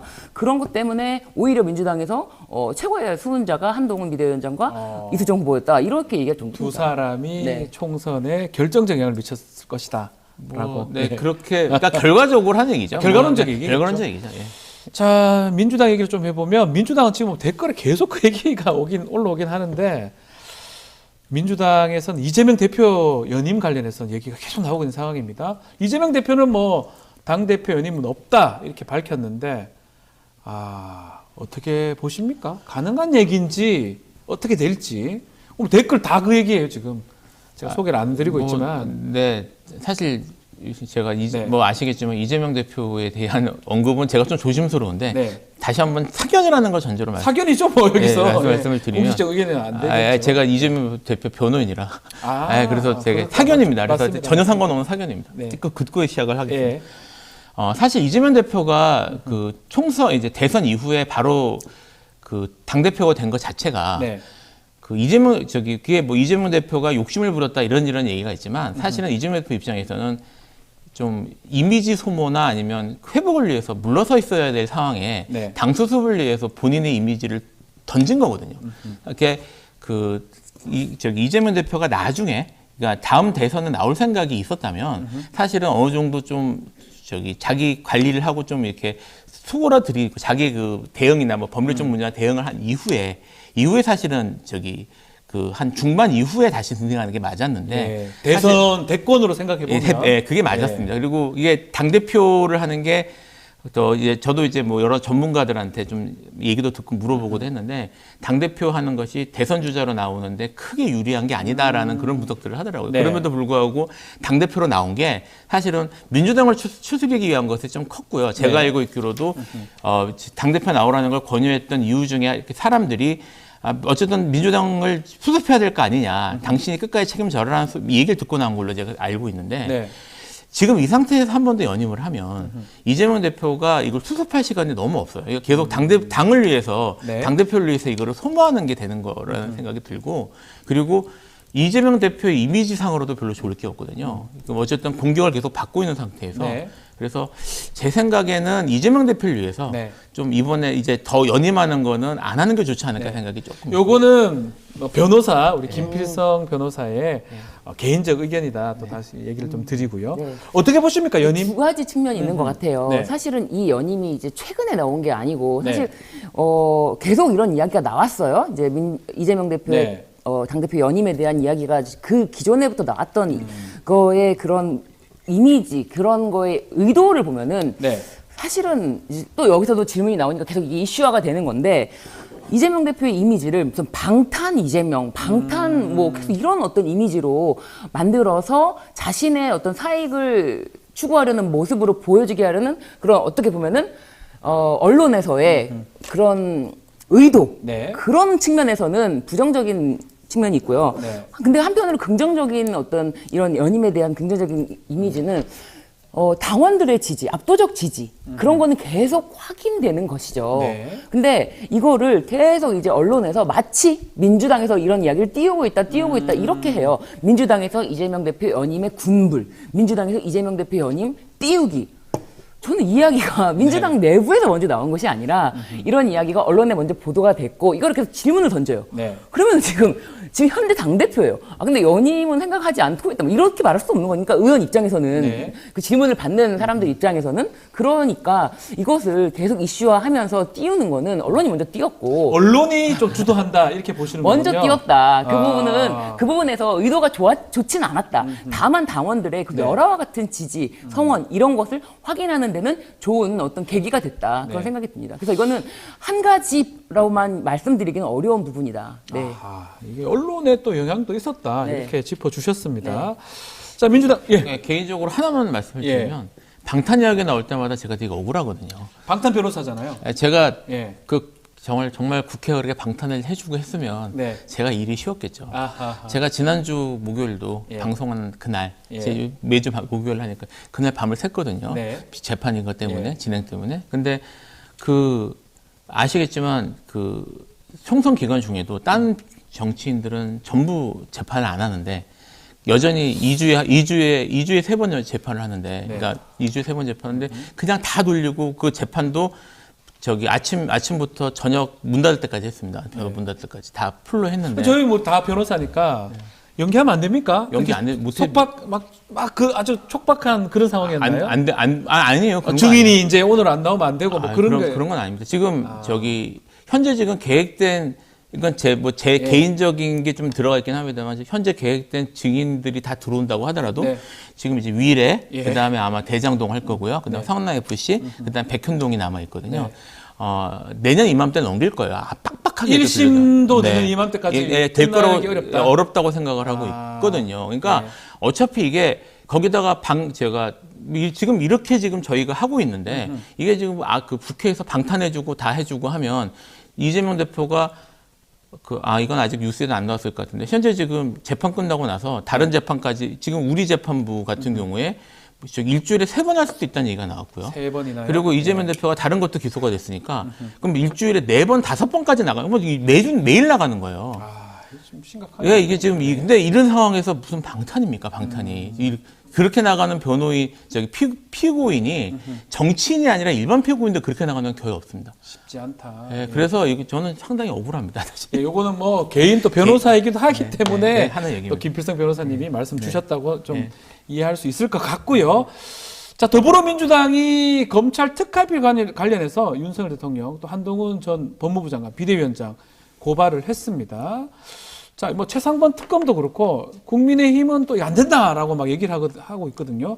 이런 고발들 어떻게 진행될 것 같습니까? 이게 총선 기간에 이제 네. 뉴스타파가 보도를 했는데요. 네. 윤석열 대통령 네. 검찰총장 재임 시절에 현금 저수지를 78억 규모로 조성해놨다. 네. 그리고 그 시기, 언제 특활비를 내려줬는지 그 시기를 굉장히 특정을 했고 네. 그런 규모, 액수 이런 게 굉장히 자세하게 보도가 됐거든요. 그런데 이게 이거를 보도를 다 보고 이런 어떤 굉장히 자세한 이런 이야기를 보면서도 아무것도 하지 않는다면은 네. 사실은 이게 어떻게 국회의원이라고 할 수 있겠습니까? 그렇기 때문에 해야 될 일을 한 것이라고 보여지고요. 네. 무조건적으로 근거 없는 공세라고 한다는 게 일단 그겁니다. 부인. 첫 번째 작전 부인. 네. 예. 뭐 일부 뭐 이런 거 있지 않습니까? 네. 뭐 그다음에 이제 뭐 도주하고 그다음에 백을 써라. 뭐 1부, 2도, 백도. 잡혔을 때 네. 어떻게 하냐 이런 얘기죠. 예. 그래서 이게 그냥 부인하고 근거 없는 공세다라고 하면은 그런 보도된 사실 자체가 전부 다 허위 사실인가 네. 말이 안 되지 않습니까? 아하. 그렇기 때문에 오히려 해야 될 일을 한 것일 뿐이다. 이제 그렇게 해야지 않으면 오히려 표를 줬던 국민들에 대한 배신인 거죠. 네. 검찰 특활비는 어떻게 처리됩니까 앞으로? 앞으로 아니 뭐 지금 현 저기 뭡니까 지금 고소 고발을 됐습니다. 예. 된 거 말씀하시는 거죠? 이게 한동훈 위원장이라고 부르는 게 아직은요. 한동훈 위원장에 대해서는 지금 수사가 이루어질 수 있는 상황이 있고, 네. 하지만 대통령에 대해서는 지금 사실 수사가 현실적으로는 어렵지 않습니까? 대통령 특권 때문에 형사소추 특권 때문에 그런 겁니까? 원래는 이제 소추가 안 되는 거니까 수사는 할 수 있는데 현실적으로 수사하는 게 쉽지는 않죠. 이거 하지는 않겠죠. 그래서 뭐 수사가 이루어지기는 어려울 것 같긴 한데 저는 이건 이렇게 생각을 해요. 저는 근본적으로 기본적으로 원칙적으로는 지금 이제 여도 그렇고 야도 그렇고 그동안 계속 보여온 모습이 네. 그 웬만한 문제가 되면 전부 고소고발로 가서 이거를 사법적으로 해결하려고 하는 경향이 있습니다. 그 네. 자체는 제가 잘못된 경향이라고 보는데 정치로 해결하지 않고 사법으로 간다는 게 그 결국은 왜냐하면 법원하고 검찰 수사기관에 맡기는 거거든요. 문제라고 보긴 합니다만 지금 저는 지금 고소고발은 이 고발은 필요하다고 생각하는 이유가 예. 지금 수사기관과 사법적 수단을 주요 통제 수단으로 사용하는 게 이 정권이에요. 그래서 지금 아까 이제 사실 좀 전에 주제로 지금 얘기했던 어떻게 국민의힘이 어떻게 될까 또는 뭐 민주당이 어떻게 반응할까 사실은 밑에 깔리는 전제 중에 하나가 뭐냐면 그 압수수색 들어오는 거 아니야? 아하하. 이런 두려움들. 예, 압수수색. 예. 그러니까 이거 갖고 사실은 거기에 대한 국민의힘이나 이런 정치인들이 두려움이 있을 거랍니다. 특히 잘 아시겠지만 이게 선거 끝나는 이후에 6개월 동안은 이게 그 공선법 그렇죠. 공소시효이기 때문에 그때 동안은 매우 몸을살이거든요. 6개월 동안 다 기소를 해야 됩니다. 네. 또 기소를 하죠. 네, 통상. 기소를 하기 때문에 네. 그 6개월 딱 지나면 이제 의원들이 이때 살았다 이렇게 한다고 한단 말이에요. 그러니까 지금 여기 얘기를 지금 이제 방송 들으시는 분들이 지금 막 결과가 이러니까 다 이게 정치권에서 막 이렇게 할 수 있다고 생각하실 수 있는데 일반적으로 6개월이면 잘 못합니다. 네, 눈치 못하죠. 보기 때문에. 예. 근데 지금 잘 아시는 것처럼 이 정권이 검찰 정권이라는 말까지 듣는 그런 정권이라 네. 사실은 쉽지 않거든요. 그러니까 지금 그런 식으로 수사나 이런 그 사법 권력 같은 것들이 남용되고 있다는 의혹을 받는 상황이면 네. 이렇게 되어가는 수밖에 없어요. 아하. 네, 그래서 저는 이건 필요하다고 생각을 하지만 지금 공수처가 여기에 대해서 공수처가 아직 많이 이제 부실하기 때문에 지금 예, 잘 하고 있지는 못하고 네, 있죠. 하고 저는 부실하다는 표현을 썼는데 그래서 지금 이제 22대 국회가 개헌을 하면 공수처법부터 개정하는 걸 최우선 과제로 삼아야 된다고 생각하거든요. 그래서 인원을 늘리거나 그런 거. 예, 근데 어쨌든 그런 이유 때문에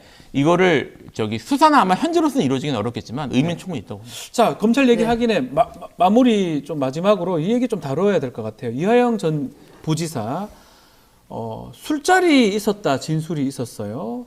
검찰 조사받으러 갔다가 그 쌍방울 회장이죠. 김성태 씨 술자리 조사실에서 술판 벌려졌다. 어떻게 보십니까, 이 얘기? 근데 이 진술이 예. 매우 구체적이에요. 네. 매우 구체적이고 그 당시 상황이라든지 그거를 굉장히 정말 눈에 보이듯이 설명을 하고 있어요. 네. 근데 사실은 이런 일이 검찰 내부에서도 사실은 이런 일이 전혀 없었던 일이 아니었고 그 과거에 한명수 총리 사건에서도 이런 일이 있었지 않습니까? 초밥. 네, 있었죠? 그렇죠. 예. 그런데 그런 것이 최초 그런 것도 아니고 검찰 관계자들도 사실은 이런 게 진술을 회유하기 위해서 이런 어느 정도의 회유성 이런 건 가능한데 이 건에 대해서 뭐라고 말할 수 없는 것이지 이런 이 자체가 불가능한 건 아니다라고 보고 있어요. 그런데 굉장히 구체적이고 왜 그랬는지 그런 그 시기까지 다 특정을 했고 그렇다면은 이것에 대해서 이 진술이 논란이 된다면은 더 적극적인 조사를 해야 되는데 여기서도 검찰이 그냥 황당하다라는 어떤 입장으로는 이게 과연 덮어질까? 그런 생각이 듭니다. 술 먹어도 됩니까, 거기서? 안 되죠. 그러니까 술 먹지 말고 먹어봤어요. 술 먹지 말라는 규정이 있는 건 아닌데 예. 거기서 누가 먹습니까? 커피는 먹어도 되나? 아니 일과 시간 끝나고 자기들끼리 한 잔 할 수는 있을지 네. 모르겠습니다. 규정이 어떤지 모르겠는데 조사 당사자를 불러서 그거는 술을 말이 안 먹는다 돼요. 그러니까 지금 술을 먹었냐가 중요한 게 아니고 네. 술이 아니라 차를 마셨더라도 네. 그런 식으로 조사 당사자를 불러다가 회유하는 거잖아요. 회유하는 식으로 하는 게 아니에요. 그게 포인트인 거죠. 네. 게다가 또 공공관계에 네. 있는 사람들로 지목이 됐는데 그런데 그런 상황들을 만나서 진술을 맞춘다? 이 자체가 문제가 있는 거죠. 네. 이거 그러면 좀 확인이 좀 돼야 되는 겁니까? 확인이 당연히 돼야죠. 이거는 사실은 수사의 적법성 문제라 당연히 확인이 돼야 되는 건데 이거를 이제 검찰이 제대로 확인할 이유가 없지 않습니까? 왜냐면 검찰 책임져야 될 수원지검인데 네, 여기. 그러니까 예.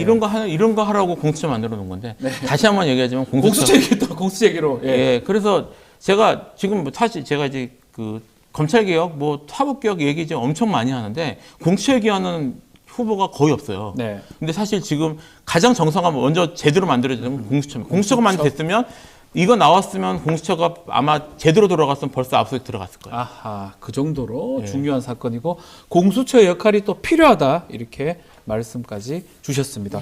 시간이 다 돼서 오늘 좀 마무리를 좀 해야 될 것 같습니다. 두 분하고 있으면 뭐 법률 정리가 착착 되는 것 같습니다. 항상 열심히 부탁을 하겠습니다. 잘 드리겠습니다. 자, 김필성, 신유진 변호사와 함께했습니다. 감사합니다. 감사합니다.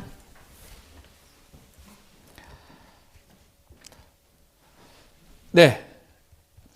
자, 뉴스 인사이다 1부 끝내기 전에 구독자 이벤트 하나 소개해 드리겠습니다. 박지훈의 뉴스 인사이다 많이 사랑해 주시길 바라면서 총 10분에게 클래식 음악 공연 티켓을 드리고 있습니다. 22일까지 지금 나오는 화면입니다.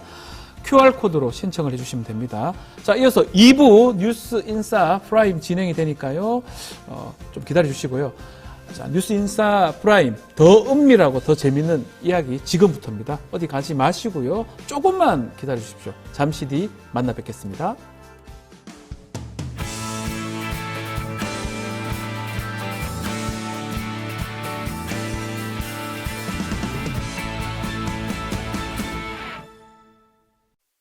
자, 한 발 더 들어가는 고품격 시사 대담 뉴스 인사 프라임 시작하겠습니다. 자, 오늘은 아주 특별한 두 분 모셨습니다. 김준일 사평론가, 김은지 시사인 기자 두 분 오셨습니다. 안녕하십니까? 안녕하세요. 예. 아, 든든합니다. 두 분하고 다른 방송에서 많이 하는데 제가 원래 여기보다 옆에 패널도 가고 했었는데 우리 김은지 기자님이 진행을 하거나 우리 김준일 우리 평론가님이 진행을 하거나 이런 경우가 있었는데 오늘은 제가 뉴스 인사이다 이번 주부터 진행을 하고 있습니다. 축하드립니다. 감사드립니다. 축하드려요. 네. 네, 뭐 여기가 시사 맛집이라는 소문이 그리고 네. 당대 최고의 진행자 박지훈을 영입했다는 소문이 막 자자하더라고요. 네, 그 야. 축하사를 떠들어 왔습니다, 오늘. 너무 네. 감사합니다. 우리 지훈이가 잘 돼야 되는데. 어? 제가 굉장히 앞에서 이렇게 기다리면서 봤었는데 네. 저희 방송 패널에 오셨을 때는 이제 보통 댓글에 고삐 풀린 박지훈 이런 게 굉장히 많이 달리거든요. 근데 오늘 굉장히 또 점잖은 톤으로 진행을 하셔가지고 고삐가 있어요, 여기 네, 고삐가. 지금 다시 굉장히 낯설다 이런 생각도 듭니다. 아니 내가 진짜 박지훈 변호사를 되게 프로페셔널이라고 생각을 하는 게 어떤 방송이든 그 방송 모드에 맞게 정확하게 자기의 그 선을 딱 지키는 거 있잖아요. 와 대단하다. 이거 그 유명한 든든합니다. 에피소드 있잖아. 네. 자기가 방송 들어가기 전에 맨날 뺨 때리는 거. 야 지상파야, 지상파야. 이렇게. 오늘은 어떤 모드시죠? 맞습니다. 저 네. 지상파야, 종편이야, 유튜브야 이렇게 생각을 하고 들어가면 조금 더 실수를 좀 줄일 수 있다. 매력이 터지십니다. 우리 김준일 평론가 예. 최근에 좀 고소도 좀 많이 됐죠. 뭐 그러려니 합니다. 네. 괴롭혀요. 너무 괴롭혀. 고소 좀 하, 고발 좀 하지 마 제발 진짜. 사실 내가, 뭐 고소나 고발할 만한 사안도 아닌데 좀 한다고 생각도 들기도 하고. 내가 진짜 네. 정권에 타겟이 된 것 같은 게 아하. 내가 선방심의에서 나와 관련돼서 징계받은 것만 7건이더라고. 일단 방송사들한테 죄송하다는 말씀인데 진짜 숨만 쉬어도 진짜 막 징계 때리고 고발하고 그러니까 나는 투사가 아니에요. 투사를 만들지 말라고 제발. 그만큼 영향력이 있는 평론가이기 때문에 그런 거 아닌가 생각도 듭니다. 자, 두 분 정치 하나 좀 잘 짚어 주시죠. 정말 이 얘기가 좀 깜짝 놀랄 소식들이 어제 있었어요. 새벽부터. 조선일보가 먼저 때리고 YTN이 1시간 이후에 다시 보도했던 국무총리 박영선, 비서실장 양정철. 어떻습니까? 이거 단독 보도니까 기자 예. 입장에서 이거 영 없는 얘기를 하진 않았을 것 같기도 그러니까 하고요. 어제 하루 종일의 혼란이 가장 네. 핵심이었는데 이제 TV조선이 보통 이제 밤에 보도를 단독 보도를 하는데요. 네. 어제 새벽에 이 보도가 나옴으로써 네. 굉장히 진위 여부를 기자들이 확인하느라고 정신이 없었었거든요. 네. 보도가 나온 지 한 3시간 만에 대통령실 공식 입장으로 나왔던 것은 사실이 아니다라는 취지의 이야기였는데 그런데 취재를 하면 할수록 일부 검토된 게 사실이다라는 식의 이야기들이 나왔고 결국 핵심은 그러면 비선이 있는 게 아니냐라는 식으로 지금 문제가 흘러가고 있어요. 예.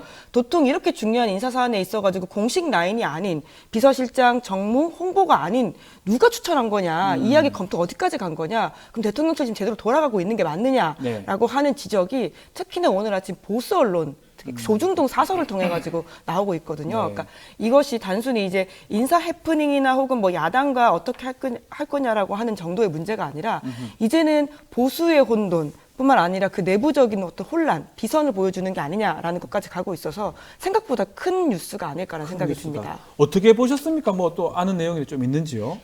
그러니까 조금 많이 아는데 많이 안다고요? 이 고발당한 고발 때문에. 아, 참. 리드부터 눈길을 끄는. 고민이다 진짜 어디까지 얘기를 해야 되나 되게 조심을 하고 있어요. 네. 다른 방송 아침에도 하고 왔는데 네. 일단은 이제 뭐 이해를 하셔요. 어제 이제 있었던 일을 우리 김은지 기자께서 잘 설명해 주셨고 네. 사실 이제 현직 정치부 기자니까 저보다 많이 더 아실 테지만은 제가 이제 어디서 주워 듣는 거는 굉장히 능하거든요. 그래서 이제 어제 타임라인을 먼저 설명을 드릴게요. 6시 때에 T조가 나오고 네. 그다음에 1시간 뒤에 YTN 단독이 나왔어요. 맞습니다. 자, 여권 관계자가 저한테 딱 그 얘기를 했어요.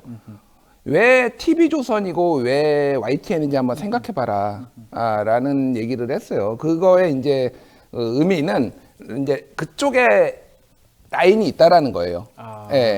이제 그러면은 뭐 제가 누구라고 특정하진 않겠습니다만 이제 왜냐면은 너무 특정돼. 특정은 큰일 나. 그래서 명예훼손죄 왜 그거를 생각해봐라라고 얘기를 했으니 이제 여러분들 시청자분들이 좀 찾아보시고 네. 그 분들이 이제 어떤 라인이냐라고 했을 때는 이 소위 말해서 지금 이 인사 라인이라고 하는 거는 대통령 비서실장 그리고 이제 뭐 인사 수석이라든지 이제 정무 뭐 홍보에서 홍보까지 이제 여기서 다 알아야 되는 건데 어제는 아침에 보도가 나오고 그쪽에서 대통령실에서 그쪽 라인에서 이건 검토한 바 없다. 예. 정확하게 검토한 바도 없다라고 했는데 그 이후에 연합뉴스나 이런 데서 관계자 발로 또 검토한 게 맞다라고 나왔는데 그 라인이 아니에요. 그러니까 공식 라인이 다르다. 라인이 달라요. 그러니까 두 개 라인이군요. 라인이 달라요. 그리고 어제 미디어오늘의 기사가 나왔는데 네. 오보라고 생각하지 않는다.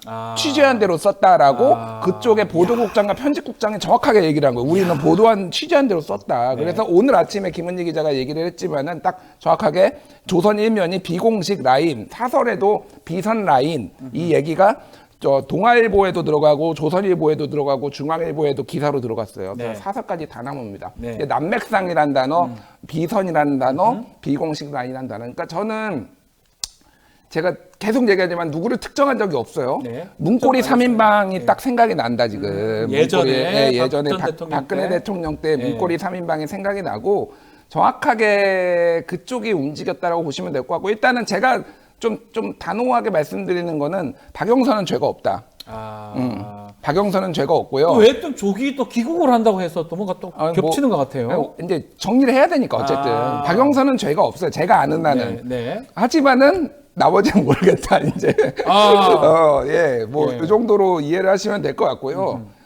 이 라인에 지금 약간의 그러니까 갈등이라기보다는 사실은 공식 라인 같은 경우에는 다 사표를 썼어요 지금. 네. 힘이 빠져 있는 상황입니다 사실상. 힘이 빠져 있는 상황이고 그 분들은 이제 이쪽에 처음에 얘기를 흘렸던 분들은 직급은 더 낮은데 살아있는 권력의 실세다라고 보시면 될 것 같아요. 그래서 이게 지금 계속 오늘 동아일보, 조선일보, 중앙일보의 사설과 기사를 다시 한번 기회 되시면 한번 보십시오. 무슨 얘기냐면은 굉장히 많은 거를 절제하면서 시사하고 있어요. 이게 뭐냐? 그러니까 특정 이름을 언급하지 않는데 이를테면 대통령이 왜 관저에 머무르는 시간이 많냐? 뭐 이런 것까지 중앙일보 기사는 제목이 이거예요. 문의 사람 박영선, 양정철, 기용설까지 지금 용산에서 무슨 일이. 근데 그 기사에 대통령이 요즘 관저에 머무르는 일이 많다. 네. 그리고 실제 총선 다음 날 관저에 있으셨거든. 그거는 이제 기사로 확인이 됐어요. 네. 그러니까 뭐 이런 맥락들을 조금 유추해 보시라. 그래서 제가 말씀드린 거는 요 분위기까지 이해를 하시고 이게 지금 전체적으로 약간 박근혜 정부 말기 분위기로 지금 가는 거 아니야? 그때도 이제 언론들이 약간씩 이제 등을 돌리기 시작했거든요. 오, 기억나는 예. 게 조선일보, TV조선부터 먼저 등 돌리기 시작했었거든요. 그 이제 징후가 보이고 제가 이제 굉장히 뭐 다 많이 읽으시겠지만 저도 정말 많이 읽어요. 이게 특히 이제 보수 언론들을 많이 읽어요. 그러니까 네. 진보 정권일 때는 진보 언론을 많이 읽고 보수 정권 때 보수 언론을 많이 읽어요. 기류를 좀 알 수 있잖아요. 짜증이 느껴 있습니다. 이 글에 보수의 조중동의 조중동의 그 글자 하나에 예. 짜증이 막 섞여 있어요. 아, 이렇게까지 우리가 얘기를 해주는데 왜 말을 안 듣지? 말을 안 듣지? 와, 이 짜증이 많이 지금 섞여 있다. 많이 화가 나 있다. 네. 조선의 김대중 칼럼, 뭐 저기 동아의 김순덕 칼럼, 뭐 이런 것들 예. 보시면은 얼마나 짜증이 나 있는지를 조금 이해를 하시면 될 것 같아요. 그러니까 이제 청기노설까지 일어나고 있는 상황인 것인데, 그러니까 보수 언론이 상대적으로 아까 말씀하신 것처럼 정보 접근에 있어서 더 가깝기 때문에 그렇죠. 나올 수 있는 부분들이 있어서 저희가 주목하는 게 아니겠습니까? 네. 그런데 사실은 취재원과의 관계 때문에 알고 있지만 쓰지 못하는 것들이 있거든요. 그런데 그것이 왜 언제 나오냐라고 네. 한다면 권력 누수가 생길 때입니다. 아하. 그런데 오늘 아침에 안혜리 칼럼 중앙일보의 논설위원인데 네. 이분이 어떤 이야기를 썼냐면요. 그러니까 윤석열 대통령이 이제 민심의 무서움을 잘 모른다라는 취지 이야기를 하면서 에피소드 하나를 썼는데, 이제 이 시작이 이번 총선이 본고사였다면 모의고사가 강서구청장 선거였다, 그렇죠. 이런 이야기들이 많이 하지 않았습니까? 그때도 대패를 했고 그때 대패가 지금 이어지고 있는 건데, 그때 대패하고 나서 대통령이 뭐라고 이야기했냐면 최측근에게 그깟 구청장 선거 하나 진 걸 갖고 왜 호들갑이냐라고 타박했다라고 안혜리 논설위원이 썼습니다. 예. 그러니까 사실은 그때 나왔던 이야기들이 왜 지금 나올까라고 하는 것은 이 대통령의 안이한 인식에 대해서는 더 이상 참을 수가 없다. 이제 이야기하고 오픈해서 더욱더 경고를 하거나 이걸 끌고 가야 된다라고 하는 위기의식이 느껴진다는 생각이 듭니다. 조중동에서 그런 얘기를 한다는 거 좀 눈여겨봐야 될 부분 같은데, 자, 이 총리하고 비서실장이 누가 될까요? 파격 인선이 가능할까요? 계속 이게 신호가 나온다는 것 자체는 정말 파격적 인사를 하겠다, 이런 걸로도 봐야 됩니까? 어떻게 봐야 됩니까? 일단 아까 전에 언급됐던 그 두 분은 아직 그 불씨가 안 꺼졌어요. 아직 살아있어요, 양정철, 아직 살아있어요. 박영선? 예. 파격적 인사긴 한데, 그 사람은. 엄청 파격적 인사는 파격적인데? 예. 맞고요. 그러니까 그 정도로 약간의 의지가 있다라고 네. 보시면 될 것 같은데, 뭐 어제 이제 언론 보도로 장제원 뭐 이제 비서실장 뭐 근데 유력 검토로 나왔더라고요. 검토. 너무 많이 검토를 해. 그만 좀 검토하라고 좀. 근데 이게 지금 모든 가능성이 열려 있다고 보는 게 맞을 것 같아요. 근데 이제 그 파격이, 그러니까 어제 그 이제 박영선, 양정철 이거는 여당에서도 반발하고 야당은 그러니까. 파괴 공작이냐 반발하고 그래서 갈라치기다. 아직은 의지는 있는데, 아하. 하고 싶은 의지는 있는데 여러모로 조금 쉽지는 않아 보인다. 뭐 이 정도로 보면 될 거고, 저도 모르겠습니다. 하도 이름이 많이 나와서 누가 되는지 그냥 지켜보시면 될 것 누가 같은데. 되면 맞아요. 유승민 전 의원 얘기도 하지만 두 분 보시기엔 추천 좀 해주십시오. 박지훈 변호사님이 저희 방송에서 유승민 전 대표 제가 추천하고 얘기를 가셨던 것 같긴 한데, 안 될 것 예. 같아서 추천했습니다. 예. 예. 근데 사실 지금 그럴 거였으면 이미 선거 전에 썼겠죠. 유승민 전 대표. 그쵸? 그때만 하더라도 선거에 있어서 접전이라고 마지막에 국민의힘 사람들이 믿었던 때가 있기 때문에 유승민 전 대표가 개별 지원하는 게 아니라 당 차원에서 썼다면 네. 지금 뭐 총리까지도 가능한 상황일 것 같은데, 그러진 않아 보이고요. 좀 눈에 띄는 게 이제 오늘 아침 나온 보도인데, 홍준표 시장이 4월 16일 서울 모초에서 윤석열 대통령과 만나서 식사를 했다라고 합니다. 홍준표 시장이랑 네. 둘이가 예, 그 두 단둘이 2022년에 대선 후보 시절에 둘이 단둘이 만나고 처음 있었던 일이라고 놀랍네요. 하는데요. 예. 홍 시장이 최근에 썼던 많은 메시지들과 이제 겹쳐서 보면 예. 이 만남은 뭔가라는 생각이 들긴 하는데요. 어떻게 해석해야 됩니까? 우선은 이제 홍준표 시장은 뭐 훨씬 더 전문가이시기 때문에 아니에요. 그냥 박지훈 변호사님의 이야기를 후배일 들어야 뿐이에요. 고등 후배일 뿐이고 잘 몰라요. 예. 홍액간. 네, 아마 이제 당권을 염두에 둔 만남이 아닐까라는 해석을 할 수밖에 없는 게, 이 만나고 나서 홍준표 시장이 자기 페이스북에 뭐라고 썼냐면, 이제 지금 전당대회 룰 세팅과 관련된 여러 논란이 있는데, 네. 내가 과거에 7대3, 5대5 이하도 만들었던 사람이지만 지금 상황에서는 당원 100%가 맞는 것 같다. 이런 글을 썼거든요. 예. 이제 이런 걸 봤을 때는 지금 대통령한테 일정 부분 힘을 실어주면서 당권 도전에 관심이 있는 게 아닌가라는 생각이 들기도 하고요. 인사 추천도 했다라는 말이 나오긴 합니다. 국무총리 비서실장 인선 관련된 조언을 했다는 건데, 그러다 보니까 홍 시장도 총리 후보군 들어가는 게 아니냐라는 지적이 있는데요. 그건 좀 아닐 것 같아 보이긴 합니다. 홍준표 시장이 선거 끝나고 말들이 많았거든요. 또 이런 또 내막이 또 있었네요. 그 아침에 이준석 대표 네. 이제 뭐 지나가다가 만나서 이런저런 얘기했는데, 이 대표는 최근에 홍준표 시장이 한동훈 비대위원장 세게 이제 네. 비판한 거, 세게 깐 거, 네. 이거가 윤석열 대통령의 그림자가 있다 이렇게 생각을 하더라고요. 그러니까 의도된 것이다. 의도된 것이다라고 네. 그런 얘기를 이제 서로 나눴습니다. 이거는 네.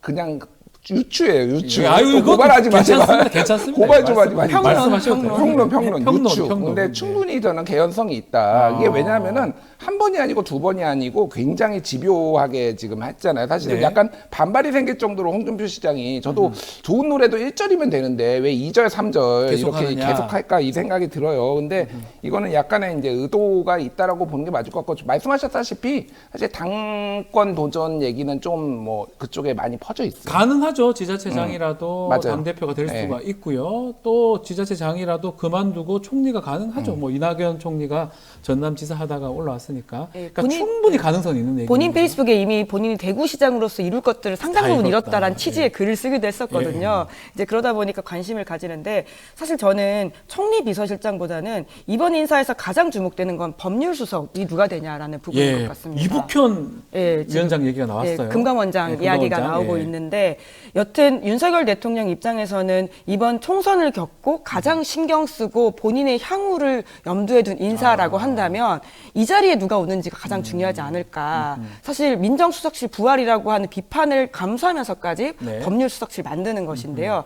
그러다 보니까 여당 야당 할 것 없이 용산 출장소 혹은 뭐 네. 변호사 쓰는 게 아니냐 이런 식의 의심과 비판을 하고 있거든요. 네. 이것이 누가 오는지가 가장 중요하다라는 생각이 듭니다. 이복현 금감원장이 거론이 되긴 한데 법률수석, 민정수석실하고 비슷한 사실상 역할을 할 것 부활이다 이런 같은데 지적이 나오고 있죠. 본인의 어떤 향후도 관련이 있기 때문에 그 사람을 누가 쓰냐 이게 되게 중요하다 이렇게 보고 있는 것 같습니다. 자, 국민의힘 얘기 좀 더 해보면 국민의힘의 당대표는 뭐 홍준표 시장 얘기를 했지만 혹시 한동훈 전 위원장이 다시 올 수도 있을까요? 어제 제가 또 네. 좀 들은 얘기를 좀 야, 말씀드릴게요. 오늘 뭐 들은 게 너무 많아요. 좋습니다. 좀 취재왕 예. 김준희. 아니에요. 진짜 게을러요. 제가 아닙니다. 취재 진짜 안 하는 걸로 단독 없는 외길 인생으로 기자 생활을 마쳤다라는 거 굉장히 유명한데 한동훈 비대위원장이 조기에 움직이겠다라는 것까지는 네. 이제 측근들한테 얘기를 했다라는 거예요. 그게 전당대회 출마할지는 모르겠는데 네. 지금 이제 돌아가는 판 자체를 본인이 보면서 네. 이거가 이제 묻혀 있으면은 그냥 죽겠다라는 거고 또 하나는 윤석열 대통령한테 좀 쌓인 게 있는 것 같아요. 네. 예, 전체적으로 지금 이게 그 윤석열 대통령이 이번에 총선 끝나고 그 과정부터 계속 한동훈 비대위원장을 견제한 것도 있고 네. 또 하나는 아주 구체적으로 말씀드리기 힘들지만은 총선 결과를 보고 약간 디스한 뭐 이런 게 있어요. 윤석열 대통령이. 그래서 여러모로 약간 이제 차별화를 해야 되겠다라는 거고 오래 기다리다가 이거는 왜냐면 배지도 없고 지금 네. 야인이잖아요. 야인이죠. 그러면 등판 타이밍 자체가 되게 애매해질 수 있고 보궐선거에 나온다라는 얘기도 있는데 보궐선거에 공천을 줄지 홍준표 당대표면은 한동훈한테 공천 주겠습니까? 안 줄 것 같아요. 안 주죠. 네. 그리고 지금 이 상황이면 국정 상황이면은 보궐선거를 한다고 해서 이길 가능성도 그렇죠. 없어요. 뭐 쉽지 여러 가지를 않죠. 봤을 때는 네. 본인이 자력으로 이제 뭐 좀 돌파를 할 그거를 생각을 하고 있어서 그게 전당대회 출마 여부까지는 아직 모르겠는데 생각보다 빨리 움직일 것 같아요. 그래서 가능성도 있다 이 말이네요. 네. 저는 아주 조금 구체적으로 들어서 좀 빨리 움직일 것 같습니다. 진짜로. 예, 진짜로. 예. 예. 지금과 같은 상황이면 한동훈 위원장이 죄송합니다. 한동훈 위원장이 자기한테 기회가 없지 않다고 생각할 것 같거든요. 특히나 총선 전에 이제 결과가 나오기 전에 본인이 앞으로 계속 정치하겠다는 뜻을 내뱉었고요. 밝혔죠. 네. 이제 지금과 같은 여건의 내분 상황에서 지금 여전히 보수의 1등 주자로서 자리매김하고 네. 있다라고 하는 것은 한동훈 위원장이 계속 움직일 수 있는 동력을 준다라는 부분은 있는 것 같습니다. 한동훈 위원장의 행보도 좀 더 지켜봐야 될 것 같습니다. 가능성이 충분히 있다. 두 분 말씀 주셨고요. 자, 조국 혁신당 얘기 좀 해보겠습니다. 이 얘기도 계속 논란이 되고 있어요. 교섭단체 구성 가능할지 이 부분 20명 필요한데 이게 가능한 얘기인지 아니면 또 줄인다는 얘기도 있고요. 어떻게 보십니까? 우선 원내교섭단체 예. 구성 요건을 민주당이 이제 주도적으로 낮춰야 되는 네. 상황인데요. 그러긴 좀 힘들어 보입니다. 지금 나오는 지도부들의 뉘앙스들을 보면 이제 그렇게 하지 않겠다라는 뜻을 좀 읽히고 있거든요. 네. 이게 어떤 식의 이제 명분을 썼냐면 우리가 통과시키더라도 윤석열 대통령이 거부권 행사할 것이다라는 취지의 이야기를 하면서 이제 좀 안 할 거라는 자락을 깔고 있기 때문에 그런 방법은 좀 없을 것 같고요. 결국 20명을 어떻게 모으냐라는 문제이기 지금 때문에 12명밖에 안 됩니다. 예, 예. 그렇죠. 네, 제가 최근에 조국혁신당 취재한 것에 따르면 예. 그래서 서두르지 않겠다라고 하는 조국 대표의 메시지를 좀 주목해달라라는 말을 하더라고요. 네. 굳이 20석 억지로 만들어가지고 무리하지 않겠다. 어차피 지금 12명이 14개 상임위에 다 들어갈 수 있는 상황이기 때문에 네. 그 안에서 역할을 하겠다라는 취지의 이야기도 하고 있어가지고 그렇게까지 무리해서 만들진 않을 수 있겠다라는 생각이 좀 들었습니다. 어떻게 보십니까? 이제 결국 8석이 더 필요한 거거든요. 근데 아마 그러니까 뭐 그냥 8석 안 될 것 같기도 하고. 김종민 의원 어제 이제 발언한 거 예. 보면은 저는 여기에 그러니까 이게 교섭단체에 협조할 가능성이 있다라고 보고 그러면은 18석이에요. 18개입니다. 예, 여태 진보 3개, 새진보연합 하나, 사회민주당 하나, 새미래 하나 이렇게 하면 이제 18석이고 개혁신당은 어차피 안 할 거고. 예. 여권으로 봐야 됩니까? 아니 여건이 아니라 그러니까 노선이 다른 거죠. 노선이 정확하게. 다르니까. 그러니까 거기는 자강론이에요. 자강론이고 제가 그거는 개혁신당 쪽에서도 다시 한번 확인을 했는데 이제 없고 일단은 한동훈 특검법부터 한다라고 하는데 한동훈 특검법에 대해서 이준석 대표가 이미 반대 의사를 했잖아요. 사사건건 부딪히면은 이게 뭔가 이상해질 수 있어. 그러니까 결국은 지금 더불어민주연합의 시민사회 목사 두 분인데 네. 그냥 내가 만약에 김윤 당선자 뭐 이런 생각을 해봐요. 나한테 민주당 갈래, 조국혁신당 갈래 물어보면 어디 갈 것 같아?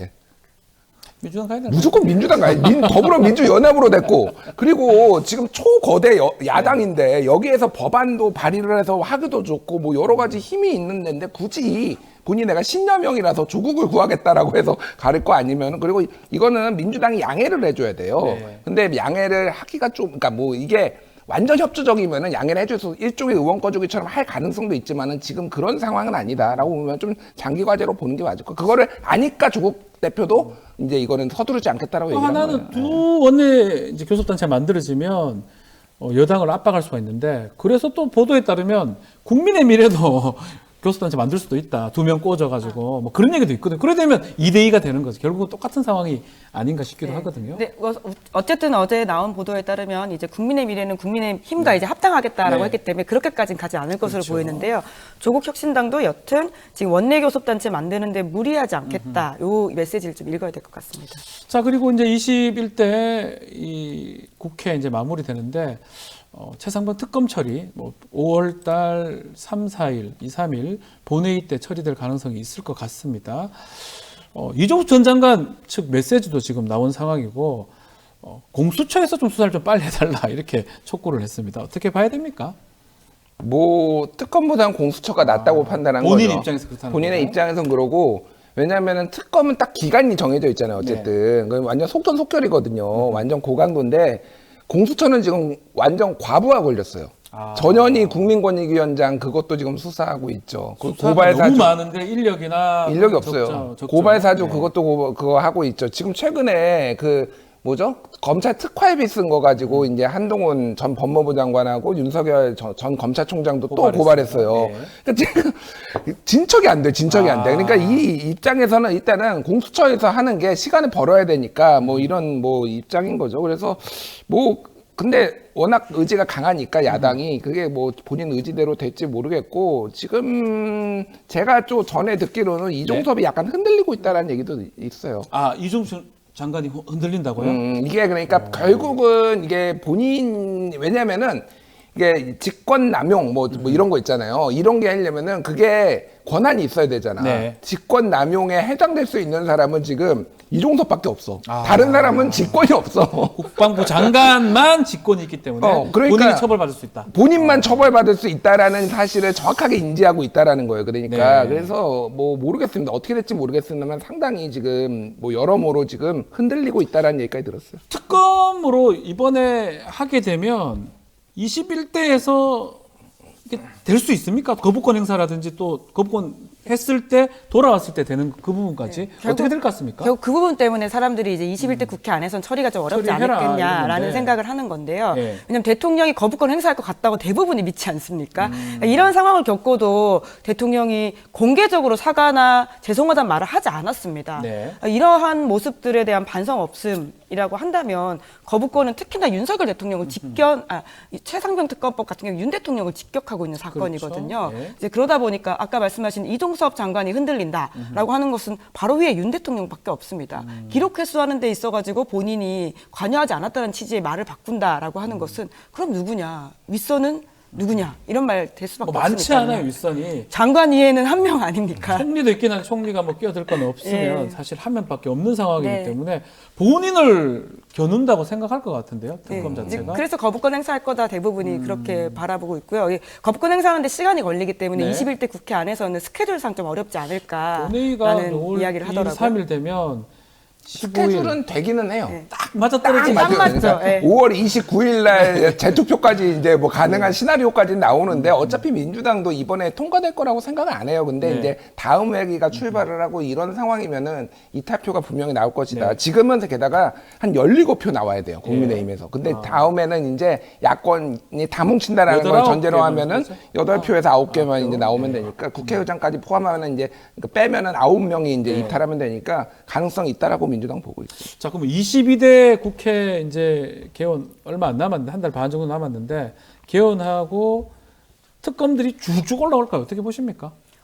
당연히 이제 야당 입장에서는 이런 것들을 잘 하겠다라는 공약을 내세워서 당선됐기 때문에 이게 안 올라갈 수 없는 사안이라고 보고요. 당장 민주당에서는 최상병 특검만이 아니라 이태원 참사 특별법 이태원 이야기를 한 바가 있거든요. 네. 그러니까 그런 것들을 우선 과제로 올릴 수밖에 없는 상황이죠. 조국 혁신당은 또 한동훈 특검법 하겠다 일단 1호 공약 얘기를 했기 때문에 특검 전국이 될 것 같아요. 특검법 계속 올라가고 다수기 때문에 통과시키는 거는 뭐 만약 법사위만 이제 민주당이 가진다면 그리 어렵진 않을 것 같기도 하고요. 그러니까 조국 혁신당은 한동훈 전 비대위원장이 한동훈이 전당대회 나오길 원할 거예요. 왜 그러냐면은 예. 이게 그러니까 지금은 야인이잖아. 어쨌든 이게 뭐 법무부 장관 시절에 했던 거를 뭐 특검을 한다고 하더라도 야인을 특검을 하는 거는 특검의 고위 공직자의 뭐 비위를 본다라는 특검의 취지에 안 맞는다라고 사람들도 야 사적 보복이야 이렇게 느낄 수 있는데 딱 네. 이제 당 대표가 되는 순간 이거는 이제 다른 차원인 거죠. 그러니까 한동훈 되라 이렇게 조국 혁신당이 한동훈 이렇게 응원하고 있을 수도 있겠다. 본인들 그 공약 지키려면 한동훈 위원장이 좀 더 부각받기를 아마 바라지 않을까 그렇게 얘기하시는데 이 22대 가서 거부권 행사했을 때 국민의힘 의원 중에 반발할 배신이라고 얘기해야 되나요? 이탈표. 이탈이 좀 생길까요? 그러니까 결국 그게 이제 예. 후반 정국의 핵심 포인트, 관전 네. 포인트라고 할 수 있을 텐데요. 사실 지금 왔다 갔다 하시거든요. 원래 이렇게 좀 최상병 특검법에 우호적으로 이야기했다가 네. 또 다시 좀 말이 바뀌시는 분들도 계시고 이제 어제부터 이렇게 그립을 이제 정부 여당이 그립을 잡기 시작하면서 대통령 국무회의 발언 이후로 좀 느껴지는데요. 네. 그러니까 심지어는 젖잘살 이야기까지가 나오고 있는 것이죠. 이제 네. 박수영 이제 의원 같은 경우에는 그러니까 지난 2020년 선거에 비해서 의석수가 더 늘었다라는 취지 이야기도 했잖아요. 108로 늘었다고 예, 예. 그렇게 얘기하고 이제 김승리 참 네. 무지다. 그렇기 때문에 이 그립을 어떻게 잡는지에 따라 가지고는 후반 전국이 달라질 텐데 하지만 쉽지 않겠죠. 쉽진 않고 예. 22대 국회 때는 오히려 거부권이 행사됐는데 그 거부권을 다시 통과시키는 그 국면이 아마 많은 좀 주목받는 국면이 되지 않을까 그렇게 예상이 됩니다. 오늘 김준일 우리 평론가한테 좀 많은 얘기를 들으려고 했는데 아주 고소고발이 좀 걸려 있어가지고 많은 얘기를 우리 시청자분들한테 전해드리지는 못해서 그렇지만 요거까지도 아마 충분히 어느 언론에서도 나오지 않은 얘기를 지금 얘기한 거야. 거의 다 풀었어 지금. 알겠습니다. 자, 김준일 평론가, 김은지 기자 두 분 감사합니다. 예, 고맙습니다. 네. 자, 뉴스 인사 프라임 유튜브 멤버십 회원에게만 제공되는 서비스입니다. 당일 저녁에는 일반인에게 공개를 하고요. 유튜브 멤버십 가입 방법 게시판에서 확인할 수가 있습니다. 많은 관심 부탁드리고요. 저는 내일 아침에 다시 찾아오겠습니다. 고맙습니다.